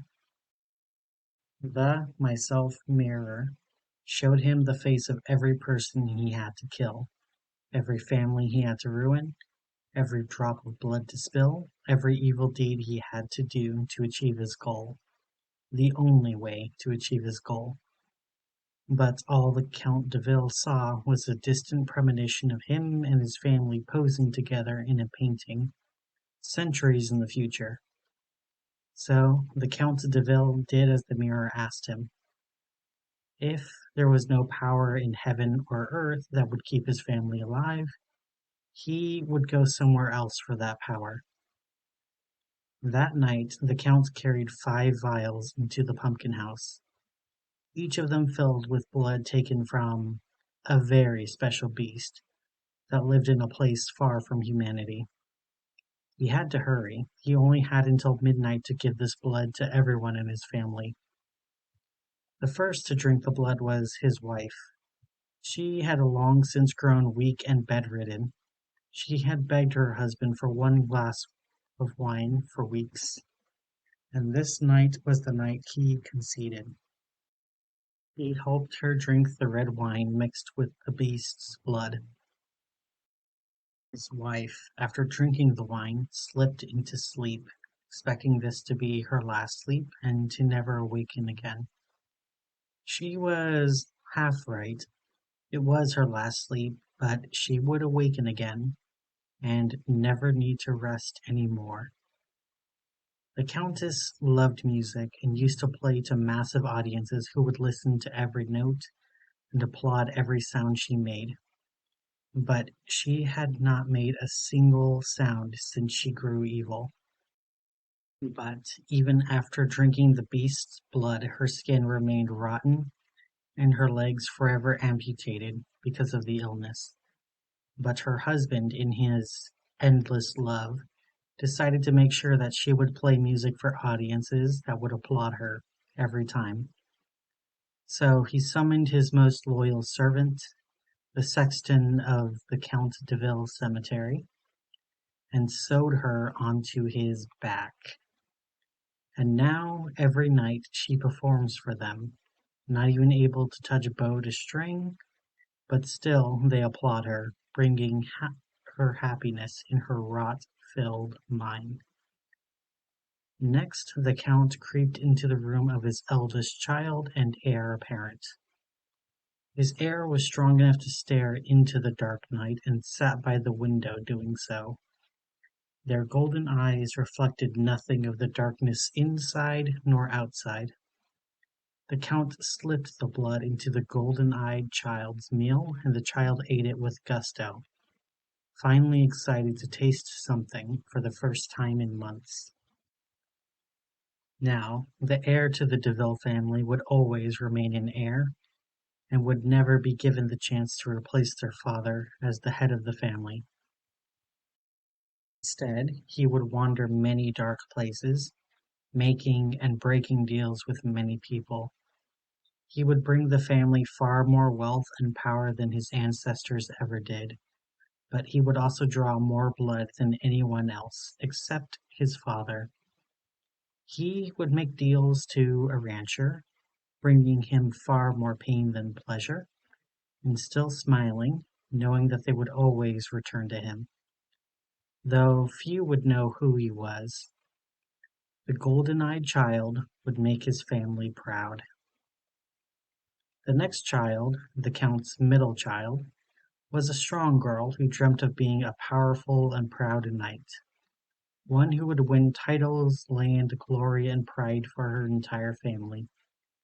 She was amazed by the stories of great heroes protecting others to gain their power, instead of being born into it. Even in her illness and on her deathbed, she was convinced that her chance for glory would come. The Count soaked a rag in the blood of the beast and dabbed the rag into the sores along his daughter's neck, letting the blood soak into her heart. Though she would lose her head, she would not lose her life nor her heart. She would break free from her father's fortune and seek her own glory elsewhere. In time, she would come to protect those who sought to be free from her own father's fangs and fury. Though her father knew it was her that helped so many escape his blade, he would dare not to raise a hand against his own daughter. So she would remain free and help others remain free. The headless horseman would make her family fearful. The Count's youngest child was the strangest. She wasn't sick and she had plenty of life within her.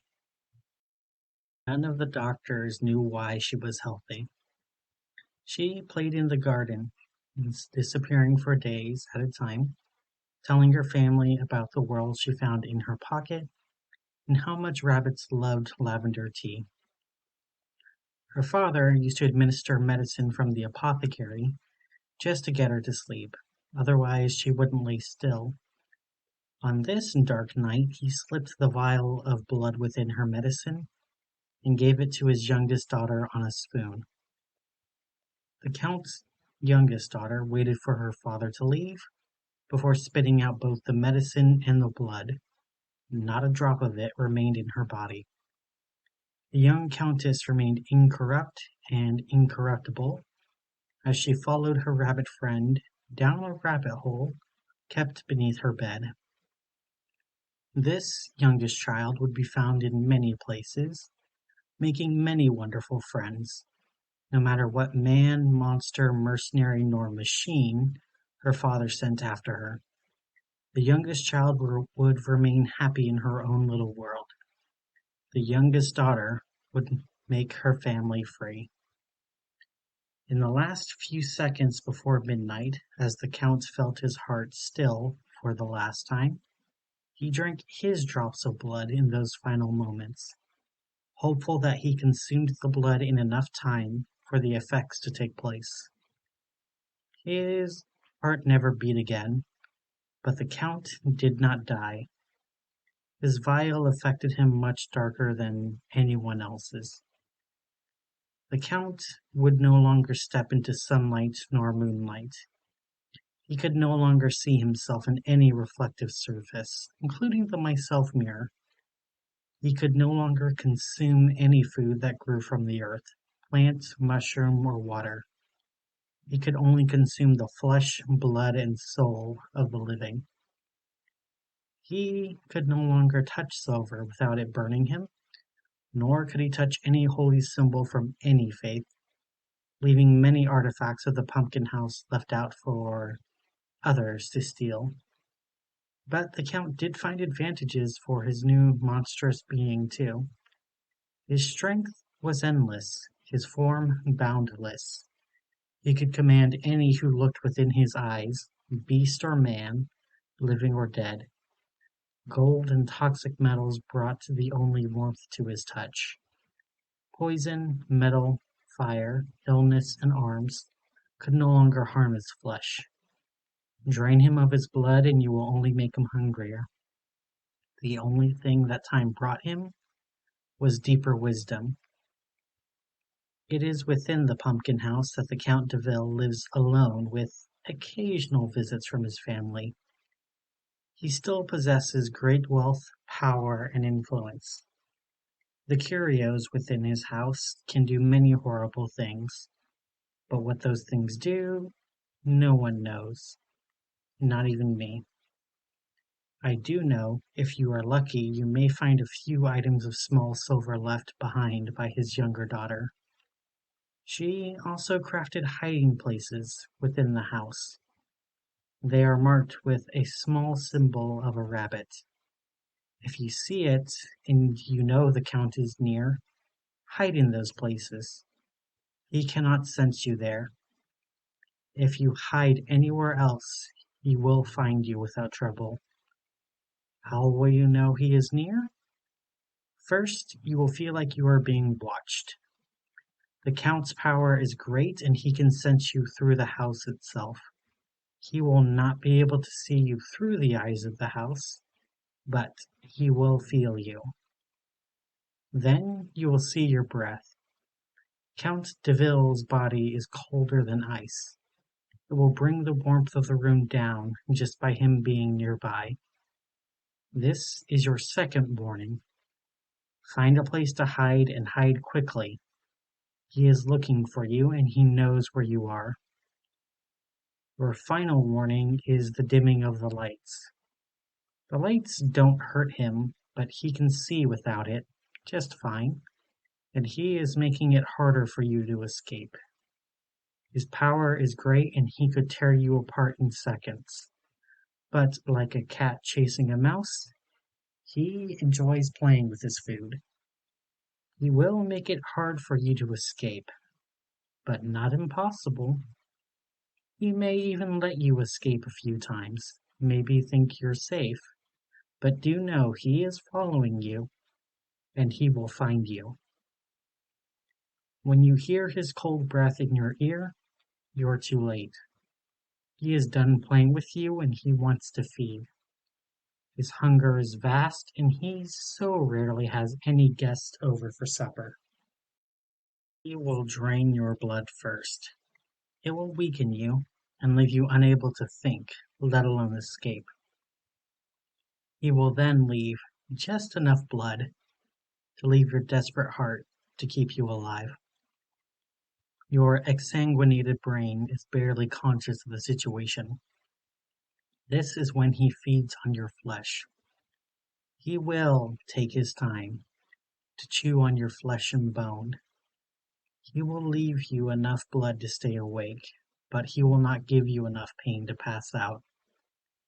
He will cause suffering because that's all he wants anymore. When you barely have enough flesh to survive, he will then feed on the only thing you have left, your soul. His fangs and claws are practiced. They will carve chunks of your soul like tearing into a winter ham, slicing every piece of your identity apart, leaving you with less and less of yourself, leaving just enough of yourself to remember and feel the pain. All you will know and have ever known at this point is pain, and only here will the Count de Ville kill you, sending what is left of your tortured soul fragment to judgment. It takes weeks for a victim to die. No one knows what it takes to become unpalatable to Count de Ville. Some say that since he seeks suffering, that consuming joy may make you unpalatable to him. So the best piece of advice is to stay hidden from him. He gets bored easily and he has other victims hidden around the house for him to feed on.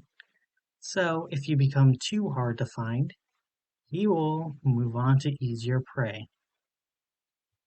Why do you seek out the pumpkin house and face this fearsome fiend? For the myself mirror, of course. He keeps the myself mirror in his basement. The myself mirror is what taught him how to become such a fearsome monster. The myself mirror has the power to show you who you can become in the future and what you need to do to achieve it. No one's future is set in stone. It can be used to find your happiest future, or it can be used to make yourself the fiercest of fiends. I, myself, faced the pumpkin house and saw, well, myself in the myself mirror. I faced everything have told you about to see myself in the mirror. What I expected to see in the mirror was a tired young man with no future, no hope, and no happiness.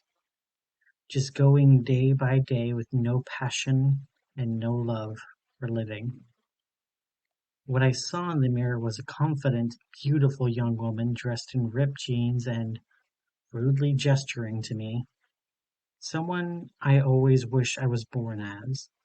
But once I saw myself in the mirror, I knew who I was going to become.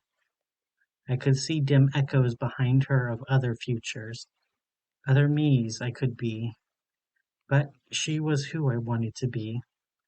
So, when I left the pumpkin house, that was the path I chose on my crossroads. My path. And even though I am not done becoming her, I am happier now than I have ever been in my life.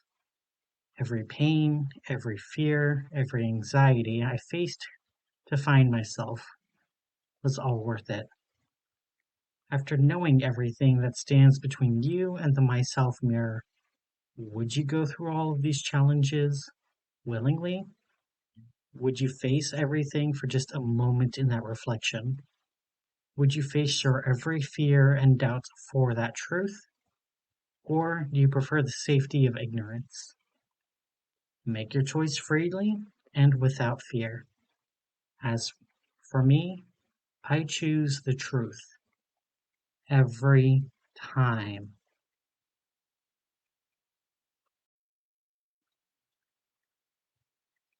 When I went into the foyer of the pumpkin house, I wasn't sure what I was expecting. After everything I saw in the mausoleum, I figured it would be an easy escalation into full on body horror and monsters. Instead, what I saw resembled any other old home in Autumn County. There was a large, curving stairway in the middle of the room, which led to a second floor with balconies. There were paintings along the walls, mostly filled with paintings of a pale man with a mustache and elaborate red collar, likely Count de Ville himself. The floor was a checkered black and white pattern that reminded me of something out of Lockhart, but it wasn't unheard of to be used in a home in Autumn County. There was an obvious door that led down, likely into the basement, and also a door that led off to the right, not counting the two doors upstairs. Oh, another crossroads. Now I just had to find out what the fifth path was meant to be. The door behind me was locked. I tried to open it just in case, and it was locked. Also tried consulting my compass, but oddly enough, the needle was missing. So I figured the compass wasn't going to be useful here. So I put the compass away and decided to try the door that led down first. When I made it to the door, I realized I wasn't going to make it through the door. The door wasn't a door. It was another painting with common Creole carved into it. That which is above is like to that which is below, and that which is below is like to that which is above, with a tarot card of the magician set into the wood. The magician pointed one hand above and one hand below. I stared at it for a moment before I realized what it was supposed to mean. The phrase was the original phrase that most people shorten to as above, so below, a phrase associated with the magician. So, if there's no door down here that leads into the basement, maybe there would be one above. This made sense to me, at least. Maybe it could be a warning of something else. Maybe the card was a warning that Count Deville was a magician in addition to being a vampire. Still, though, I felt like the magician arcana was a clue to understanding this place. I still checked the painted door. There was no keyhole nor cracks for me to use the key on, so I guess I will have to try a different door. Still, as I turned away from the painted door, I became aware of the feeling of being watched. It was like walking in late to a class, and everyone, including the teacher, was staring at you, waiting for you to sit down. Except knowing what I knew about this place, that wasn't simple anxiety. It was my first warning. Count Deville was coming into this room. I quickly glanced over the room looking for anything that had a rabbit carved into it, but I didn't see anything. There wasn't anywhere I could hide, let alone any places with rabbits on it. As a chill ran down my spine, I noticed a painting that wasn't quite like the others. In it was a painting of a young girl dressed in all black, like she was in mourning, and even wore a widow's veil so her face was covered. I couldn't see her eyes, but her wide-toothed smile was visible, even beneath her veil, and in her arms was a white rabbit with red eyes. It was my only lead, so with my breath now visible, I ran to the painting and pulled on the frame. Sure enough, it opened and quickly I ducked inside. The door was the painting, and I closed it behind me. A tiny eye hole was in the painting, and not able to help myself, I peeked through the hole into the foyer. My eye eagerly stared inside to get a glimpse of Count Deville. The lights in the room dimmed, but they didn't get put out completely. I saw the Count crawl down the wall like a lizard, and I saw his face. His eyes were drained of color, and so was his face. He looked sickly, but the evil inside of him was palpable. He didn't hate, he didn't hunger, he didn't feel vengeance. He would cause suffering because that was his nature. A true evil I haven't seen before. Even the rabid werewolf was better than this. A werewolf was full of anger and hunger, a wild animal that was doing what it was supposed to do. This man was a man who caused pain because that was his nature. He would draw joy from it, the same way you drew joy from doing good in the world. The Count de Ville would sleep well during the day, knowing he made the world a worse place. And now, so much more of what I went through made so much more sense. If he loved his wife at any point, he now only cared about torturing the sexton of the cemetery by sewing the maestro of the mausoleum to his back. He made deals with Robert Romero because they only brought him more suffering, giving away his precious family and animals in exchange for beasts that would turn on him in a moment.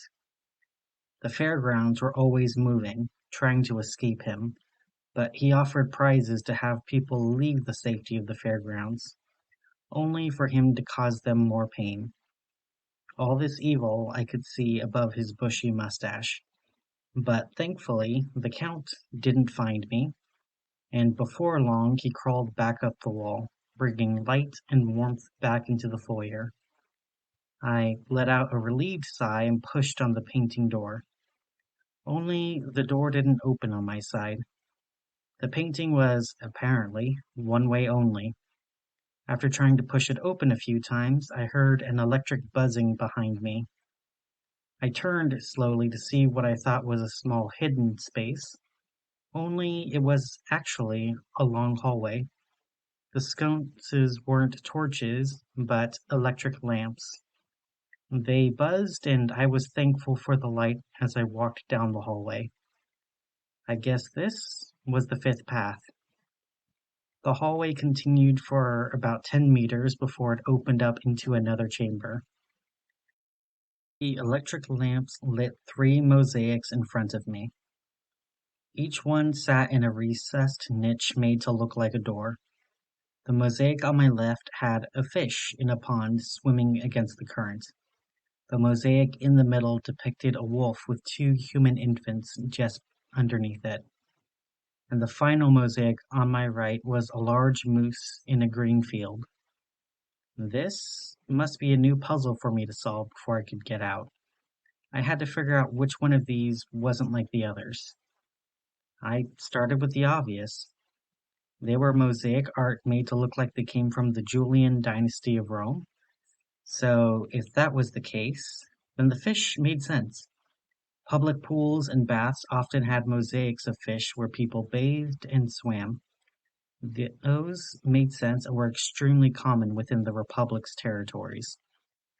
The mosaic in the middle may stand out to the layman because it had humans and the other mosaics didn't. Except if you knew the legend about Romulus and Remus, then you knew that the twin brothers were raised by Lupa, and this myth was depicted in every form of art the Romans had. So the mosaic would also be common in the Julian dynasty. So, the only mosaic that didn't fit into the Julian dynasty was the mosaic of the moose. Moose existed almost exclusively on the continent of Vespucci. The Julian dynasty would have no knowledge of that gigantic quadruped. So, why was there a Roman mosaic of that creature here? Unless it wasn't really a recessed niche and actually a real door. I walked up to the mosaic and pressed on it, and it opened without problem. I stepped into the doorway and continued down the hallway. It didn't take long before it turned into a stairway heading up. I continued up the stairs until it turned into three different recessed niches with different art inside of it. The painting on the left was a wood print made to look like it was from the Edo period of Nippon. It depicted a giant skeleton peering down on a samurai with a princess in pink off to the left of the painting. The painting in the middle depicted a large serpentine dragon with large eyes and open-toothed smile, and reached out to the front with 5 claws on its hand. The painting on the right showed a woman with long dark hair with the body of a snake. An extension of the puzzle from earlier, it seemed. So I looked over the Edo period paintings. They all looked like they were from the right era. They all depicted creatures from the lore. I didn't have all of the paintings in the world memorized, so I had to base it off what felt wrong. I glanced first at the giant skeleton, then the dragon, then the Nuraona, snake woman, before I realized what it was. I checked the dragon again, and I had my answer. This dragon had 5 claws on its hand. Dragons in that area of the world only had 3 toes on each foot. It was a point that was repeated again and again and again in my grandmother's lessons, and now it was coming in handy. I stepped up to the dragon door and opened it. Now down another hallway, I walked up the gentle slope until I made my way down to the third and final chamber. If it followed the format of most challenges, the third challenge would be the final challenge. But conversely, it would also be the most challenging. The doors here were modern paintings made to look hyper-realistic. It made it look like the figures before me would walk off the painting, if they so choose. The doorway on the left depicted a tall, black man with a carved wooden cane with a raven on it. He had a tall top hat and a sharp suit on it, with his face painted to resemble a skeleton. His eyes seemed to follow me as I looked at the other paintings. The middle painting had a white man, also dressed in a suit, and a hand hidden behind his back, which mostly, but not completely, concealed a whip. He also carried a bottle of what was clearly rum in his hand. The painting on the right depicted a tall, black woman with a snake curled around her shoulders, head in one hand and her other hand holding a mirror. It Took me a few minutes of looking them over before I recognized who they were supposed to represent. The man on the left was Baron Samdi, the man in the middle was Din Clinton, and the woman on the far right was La Serene. They were all Loa, and now I had to figure out which path was the right path to go down. The most obvious difference was Din Clinton. He was one of the few Loas who were depicted as white, but that didn't feel right for the final challenge. Everything else required knowledge of either the history or the culture of the art. I felt like that was relevant here also. Dinclinson was a thief and a cruel man who enslaved others, often torturing and causing pain, so I wanted to stay away from him, if I could. La Serene had both positive and negative connotations, being a Loa that would watch over rivers and boats, but she would also drown unsuspecting men and children who got too close. That left Baron Samdi. He was known as being a bit of a trickster, but he also controlled the paths between the living and dead, sometimes keeping people from dying even if they were cursed by refusing to dig their graves. But he would also send back the dead in the form of zombies, but he was usually honored at the crossroads of cemeteries with a special Baron's Cross. Wait, crossroads? That kept with the ongoing theme of everything I went through so far.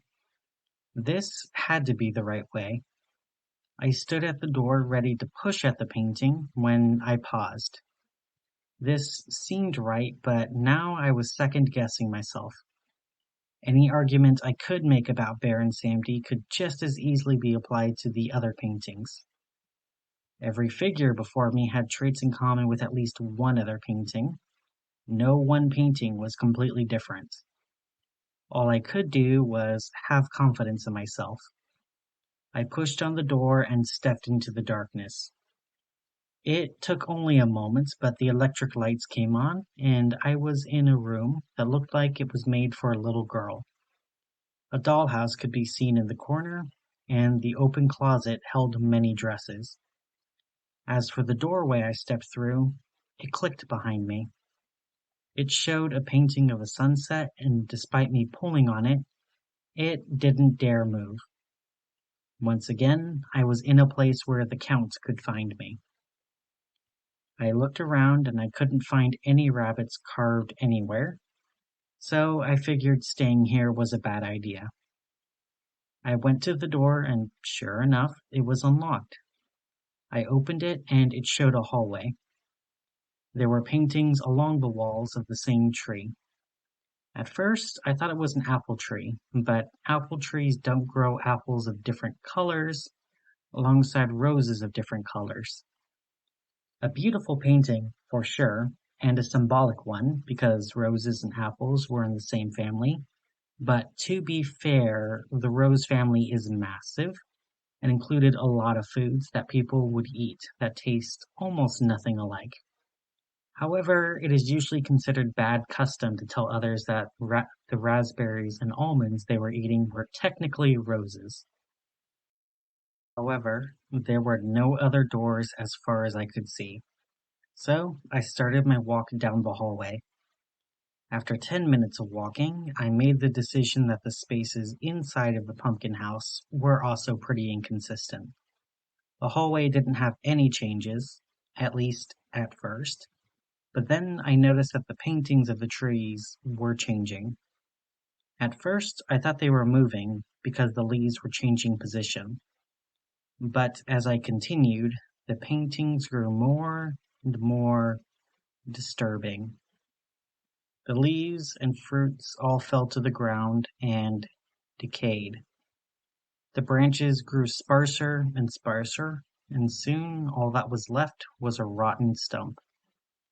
I hoped the paintings would end there, but they continued with the hallway. Soon even the stump decayed and revealed what was beneath the stump. Not even grass remained in the painting by that point. Underneath the stump was revealed a breastplate with a sword stabbed through the heater in the middle of the chest. a golden heater that had a tree of roses and apples. And still, even that metal rusted and degraded, soon joining the dirt as rust and dust. And then the sun in the painting grew dimmer and dimmer. The sun's position remained the same, but it was clearly meant to indicate that the life on the planet had died a long time ago, but now it was time for the sun to join it. I watched as the sun dimmed and darkened, and I was now fascinated by the paintings. I watched as the sun faded, and the end of the hallway was now in sight. At the end of the hallway was a small door, one I would have to crawl through, and over it, the final painting that depicted a dark sky with barely a few stars to lighten the dark earth, and a silver crescent moon where the sun once was. Wait, that didn't make any sense. If the sun was supposed to be dead, the moon would not be able to reflect any sunlight. I looked at the moon a bit closer. It was silvery and shiny, and it looked like it was on top of the painting, a smooth texture over the bumpy oil painting. So, carefully, I grabbed the coin-sized crescent and pulled it. Sure enough, it was silver, and it wasn't actually a part of the painting. This must have been part of the silver hidden throughout the house by the little girl. I did notice when I removed the crescent, more stars were visible, and the painting looked a lot brighter, like I helped bring more light to it. And I also noticed that in the dirt, a very tiny sapling growing in the darkness. Even after the death of the sun, life still lived, even after all of that death and decay. Though I guess even decay was its own form of life. Microscopic life consuming, breeding, and growing. But it's easy to just see it as the end of one life, not the beginning of a new one. I kept that thought with me while I opened the short door and started to crawl through. This short hallway resembled the hallway I just walked through, only a lot smaller. There was even a tiny red carpet in the middle of the small paintings on the walls. The paintings weren't of a tree though. They were of a cast iron gate that guarded a desert. An odd choice for a painting, but I felt like it had a connection to the painting before, though what the tree meant eluded me. I guess it could be the tree of knowledge, the tree of life, or even the evolution tree. Or maybe the tree was just a tree, but the cast iron gate to the desert made me think it was meant to keep something out, something away from that tree. I continued crawling down the short tunnel, but thankfully it wasn't nearly as long as the last hallway, just 5 meters before it opened into a new room. I crawled through the door and stood up when I realized what room I was inside. I was inside a large library with 2 stories. Each shelf was full of books. The walls were red and gold with little filigree made to resemble rose thorns. Not rose petals, not even rose flowers, but rose thorns and stems. The symbolism there wasn't lost on me. There's good in the world and bad in the world. They aren't mutually exclusive. Roses were a great example of it. The flowers were beautiful and smelled pleasant, bringing great joy to the world. But the thorns were sharp and painful, a reminder not to grab roses without protection. But by removing the flowers and just leaving the thorns behind, the Count was telling me that he didn't want beauty in the world, only pain, and he wouldn't stand for any reminder of joy within his view. The books were interesting, though. The titles were organized alphabetically rather than by subject, compared to other libraries. Most libraries, including those in the seven cities, used the decimal system that organized subjects via number, allowing readers to find the books they were looking for. An alphabetical system by author's name wasn't unheard of, especially for fiction books, but an alphabetical system by book name was almost never used in professional libraries. Except for children's books, maybe, but quite a few of these books were not for children. I found the Atlas of Apocalypse, the Atlas of Armageddon, the books of Azathoth and Idon, the Compendium of Crises, the Explorer's Encyclopedia, the Gospel of Eve, and even the Portfolio of Paths, which would supposedly open any path anywhere in Altus, but would also open a path within your mind that would allow entities to enter. I half expected to find the Necronomicon, but sadly, that book was clearly checked out. And these earnest esoterica were alongside fantastical fictions, such as children's and household tales, the Epic of Gilgamesh, Homer's Odyssey, Journey to the West, and The Tale of Genji. All certainly fascinating, and I could spend days going through all of these books. I wish my school actually stocked interesting books. Still, though, I could see a way up to the stairway that led to a door above. Clearly my way out, though it seemed like no challenge nor puzzle. So, what was my challenge? I wish I hadn't thought of that question because the hairs on the back of my neck were raised and I felt like I was being watched. Count Deville was aware of my presence and he was coming to investigate. I cast my eyes around the room to try and find a rabbit anywhere. There were no paintings, no sculptures, and no furniture around the entire library. Just books and shelves. I couldn't go through them all to find one that would happen to have a rabbit. Think, what is the most likely book to have a rabbit on the cover or maybe even on the spine? Biology book. Maybe a book about rabbits. Casting my eyes through the R's for rabbits showed me no books about rabbits. Nothing under L for lagomorphs, and even checking B for bunnies yielded me nothing.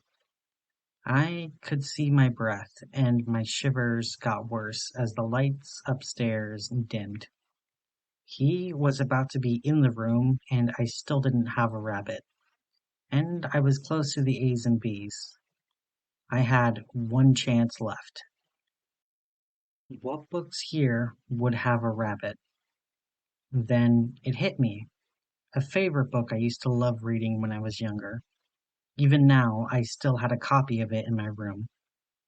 It was written by an old Albion mathematician who was more well known for puzzles, platitudes, photos, and poems than his prose, but his book was always my favorite. And sure enough, I could see the book near the beginning of the A's, written by Charles Dodgson, Alice's Adventures in Wonderland. I had a feeling the young girl would have loved that book too, and nearly every edition I had ever seen had a white rabbit on the spine. And sure enough, this one did as well. I pulled on the book and the shelf clicked, offering a small nook for me to hide in. Sure enough, I rushed inside and closed the door as quietly as I could while still trying to close it quickly. By then, the library was pitched completely into darkness, and the small electric lamp in the nook was dim. Now, alone in the nook, I sat down and hugged my knees to my chest. The Count was so close. I thought I could hear his breathing in my ear. I hugged my knees tight, barely breathing, while the electric lantern above me flickered and dimmed for nearly a minute. I was certain Count Deville was searching for me. He must know by now to look for the rabbits, and surely he would find it. Even if he wasn't a reader, he could just look over every book in the library before he found it. But after that minute, the electric lantern stopped flickering, and after another 2 minutes, it brightened, and I felt like I could breathe freely again. The Count must have moved on, but still I wanted to stay in the space for a while. Now, with a brighter light, I looked over the room I was in. It was clearly built for a young girl. There was a small blue rug, and the walls were colored over in colored wax. At first, I thought it was the story of Alice's adventures in Wonderland. It started with a little girl following a white rabbit down a hole. She entered a world that was full of large flowers and berries. It depicted the young girl drinking tea with other animals. But oddly enough, the Mad Hatter was missing.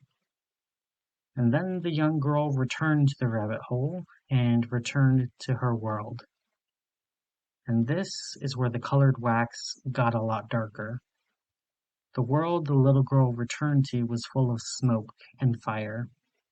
The people had nothing to eat, and many died. The girl begged them and eventually led them to the rabbit's hole. And then the people she was with joined her in Wonderland. I stared at the colored wax, wondering the meaning, and under the light of the electric lantern, it flickered, and for a moment, just a moment, I felt like I was in a cold cave and not a warm nook. And the colored wax was now cave painting showing the same story. The story of a little girl who found a brand new wonderland, and then saw her people dying. So she took them to Wonderland. But then what? Did they live happily? Did they ever return to the world? Did they die there? Were they still there? And what world was that? It almost reminded me of Lockhart, but even in the few books I got on Altus, Lockhart was only ever mentioned in passing, so I couldn't be sure of anything, except that the architecture often looped onto itself, and they had a goddess that often lived among them. The lantern stopped flickering again, and I returned to the nook. Now a lot calmer, having examined the colored wax. I pressed on the handle of the shelf, and it moved open with no trouble. I peeked into the library, and it was back to normal. So I left the nook and closed it behind me. I had to make it upstairs without distraction. Distractions were what allowed him to find me. The door opened with ease, and it led to a very small room, barely the size of a closet, that had a ladder leading up into the darkness. Unless I missed my guess, that was supposed to be the attic. But then again, I already went upstairs about 3, maybe 4 times by now, so who knows how many floors were in this 2-story house. I climbed the ladder into the darkness, and when I climbed into the darkness, the lights came on, revealing a mirror maze I climbed into. The ladder stopped a meter from the ceiling, but before I had a chance to secure my feet to the ground, something unexpected happened. It felt like the whole world turned itself upside down. Gravity was no longer pulling me down into the library. It was now pulling me up into the mirror maze. I tried to grab on tight to the rung, but with my feet now dangling into the mirror maze, it was only a second before I dropped into the mirror maze. Thankfully, the fall didn't hurt, but the ladder did retract into the new ceiling, and the mirror slid into its place, leaving me in an endless reflected maze. The walls, ceiling, and floor were all mirrored, reflecting myself and my reflections endlessly. The seams where the mirrors met was where the light came from. Clearly, I was supposed to see all of the mirrors clearly.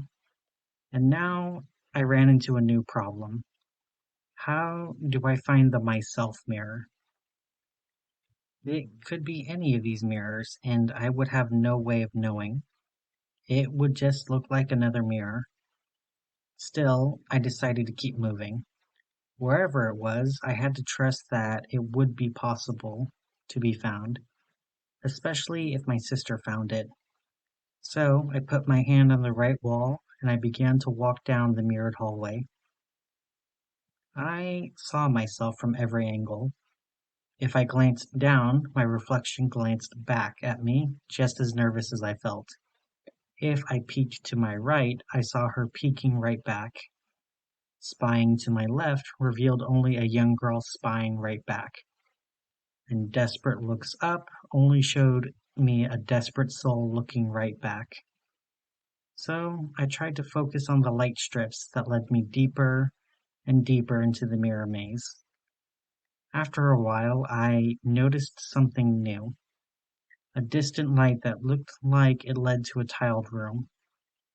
It was different, and I started to run towards it, only to run straight into plate glass. I fell to the ground and cursed in my own mind. Ah, Tavit, that hurt. I looked at where the glass was. Of course, plate glass in a mirror maze. It would make clear paths less likely to be taken.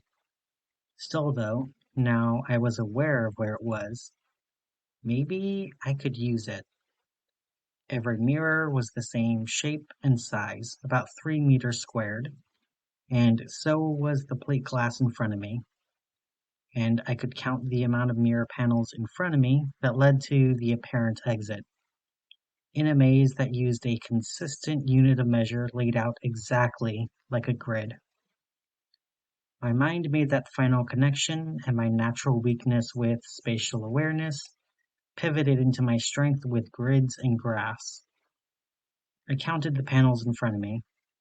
There were 20 panels in front of me before it led to the apparent exit. So that would be my exit, and for simplicity's sake, I would refer to that point as 20, 0. 20 on the x-axis and 0 on the y-axis. And the point I was standing on right now would be point 0, 0. So, when I made a left, the only direction I could make, I would immediately be on point 1, 0.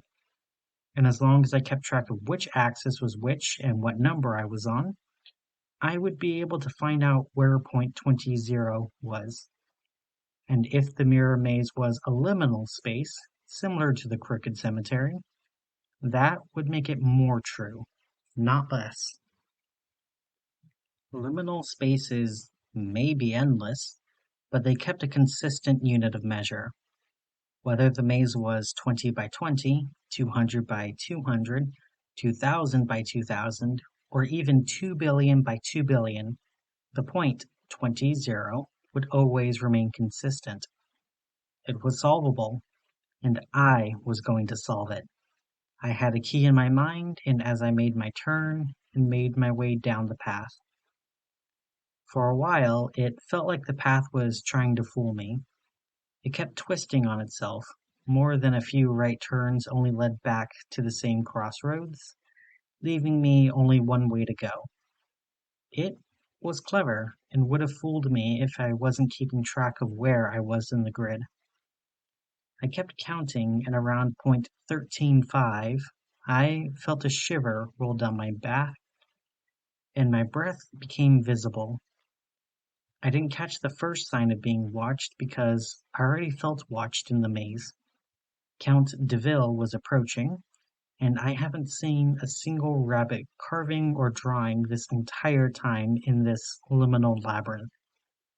Now, in a rush, I started to run and counted in my head, and as I ran, and my breath struggled to keep up. Even as I got closer, every wrong turn, dead end, and double back cost me precious seconds as the lights dimmed. It was near point 1512 that I saw him in person for the first time. I turned right and nearly ran into him. The Count stood on the mirrored floor, and none of them reflected, neither him nor his clothing. He smiled and his fangs were visible beneath his mustache as he laughed, only to vanish into the darkness. The lights stayed dim, but they were strong enough for me to see where I was going. I was where Count de Ville had the most advantage. He knew the space better than me. The mirrors didn't reflect him like they did me, so he could be anywhere, and I wouldn't be able to see where he was coming from, not to mention every power he had at his disposal. The only reason he vanished into the darkness was because he was playing with me. He knew he already had me. He could afford to take his time. I couldn't. My only advantage was I knew where the exit was going to be, so I had to move quickly, like a mouse in a cobra nest, and hope that I could escape them. I pounded down the hallway where the Count stood only a moment ago, hand on the wall just ahead of me, hoping to avoid another plate glass trap. Around point 17.4, I could hear breathing in my ear and feel cold breath on my neck. When I turned around to see where it was coming from, I couldn't see him, but I could see that the lights behind me were all going out. If I focused enough in the darkness, I could see a figure follow me. He walked without rush and without urgency, but despite that, he kept up with me, walking while I was running as fast as I could. But I knew I was going to make it. 4 more panels forward, and I would make a left turn, and I would be home free. At the final crossroads, I turned left, and the bright light was so close. I could count the individual tiles, and it was just a few steps away. I poured everything I could into those final few meters. My arms pumped, my chest burned, and my legs felt heavy. But I still pushed myself forward. I was going to make it. I faced every other challenge in the labyrinth, and I was going to make my way through this one too. Victory in my mouth, I leapt towards the room, only to feel a strong hand grab my leg and pull me back. I slammed into the reflective floor. My fingers dragged across the tile as Count de Ville pulled me towards him. He stood in near absolute darkness and dangled me upside down, nearly nose to nose with him, while his hungry eyes watched my neck. You feel your heart burning? Can you feel the struggle within? The fear within me is beyond anything your soul can muster. You cannot kill me in any way that matters, he asked in his dark voice.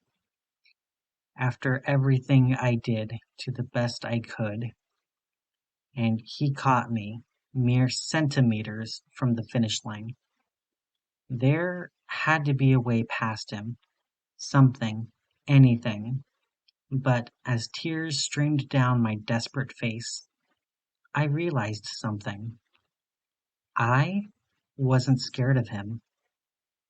After everything, he was absolutely terrifying, and yet I wasn't scared of him. Not anymore.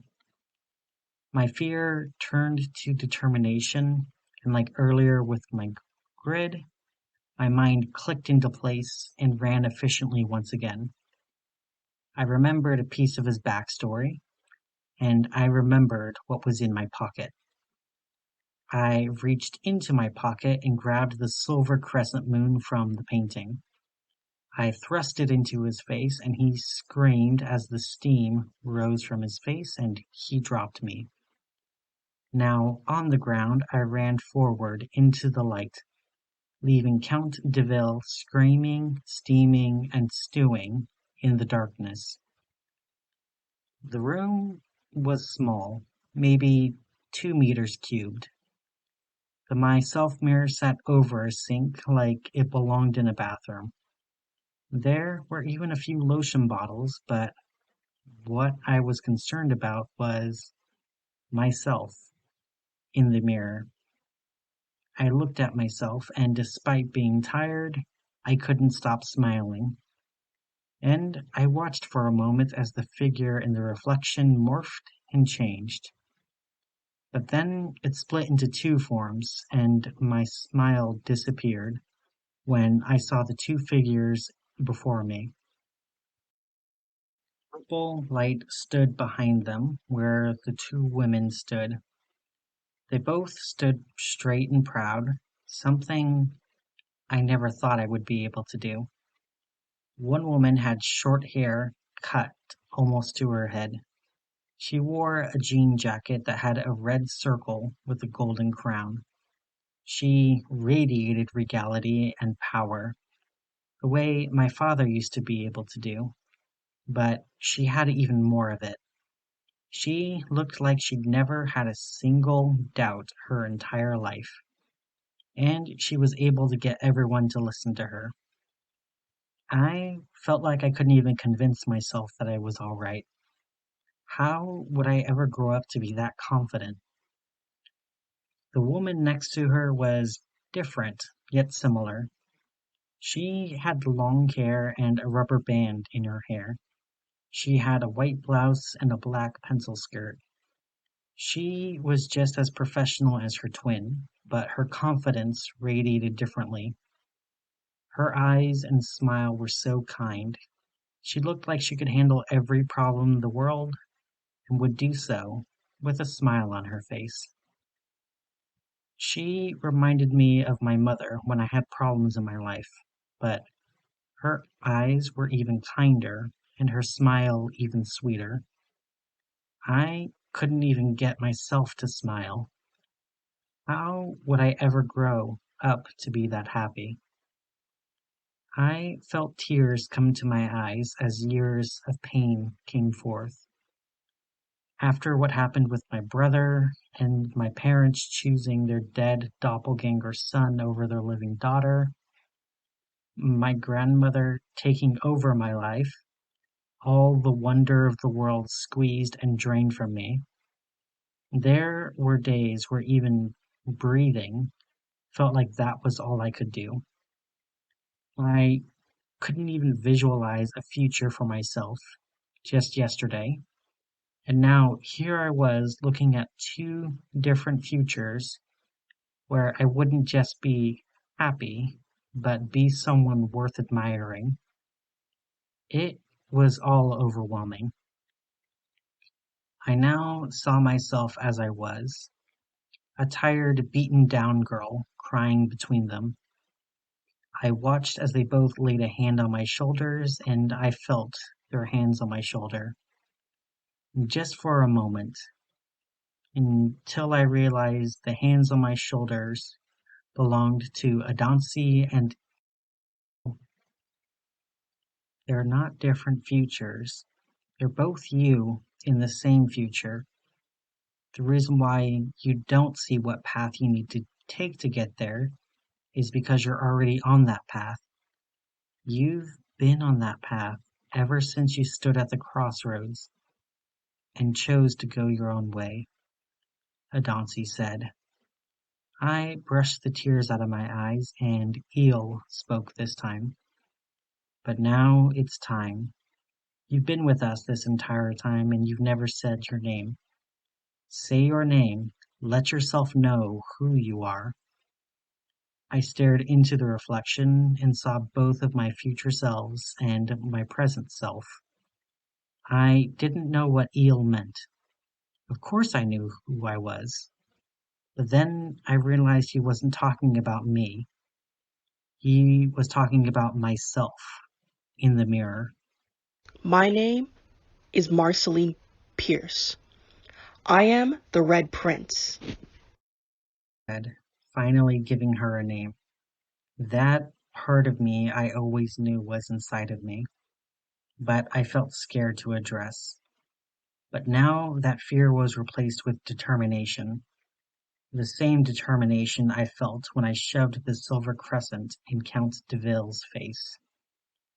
I faced who I was in that moment, in the mirror, in my eyes, I saw the strength reflected in the Red Prince's eyes.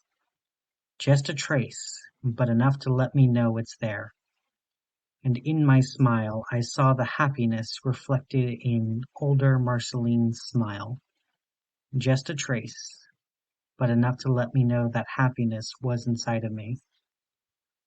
Adansi whispered to me, "Your future selves are very proud of you right now. Remember that." I couldn't explain why it brought new tears to my face, but these tears were different from what filled the sink before.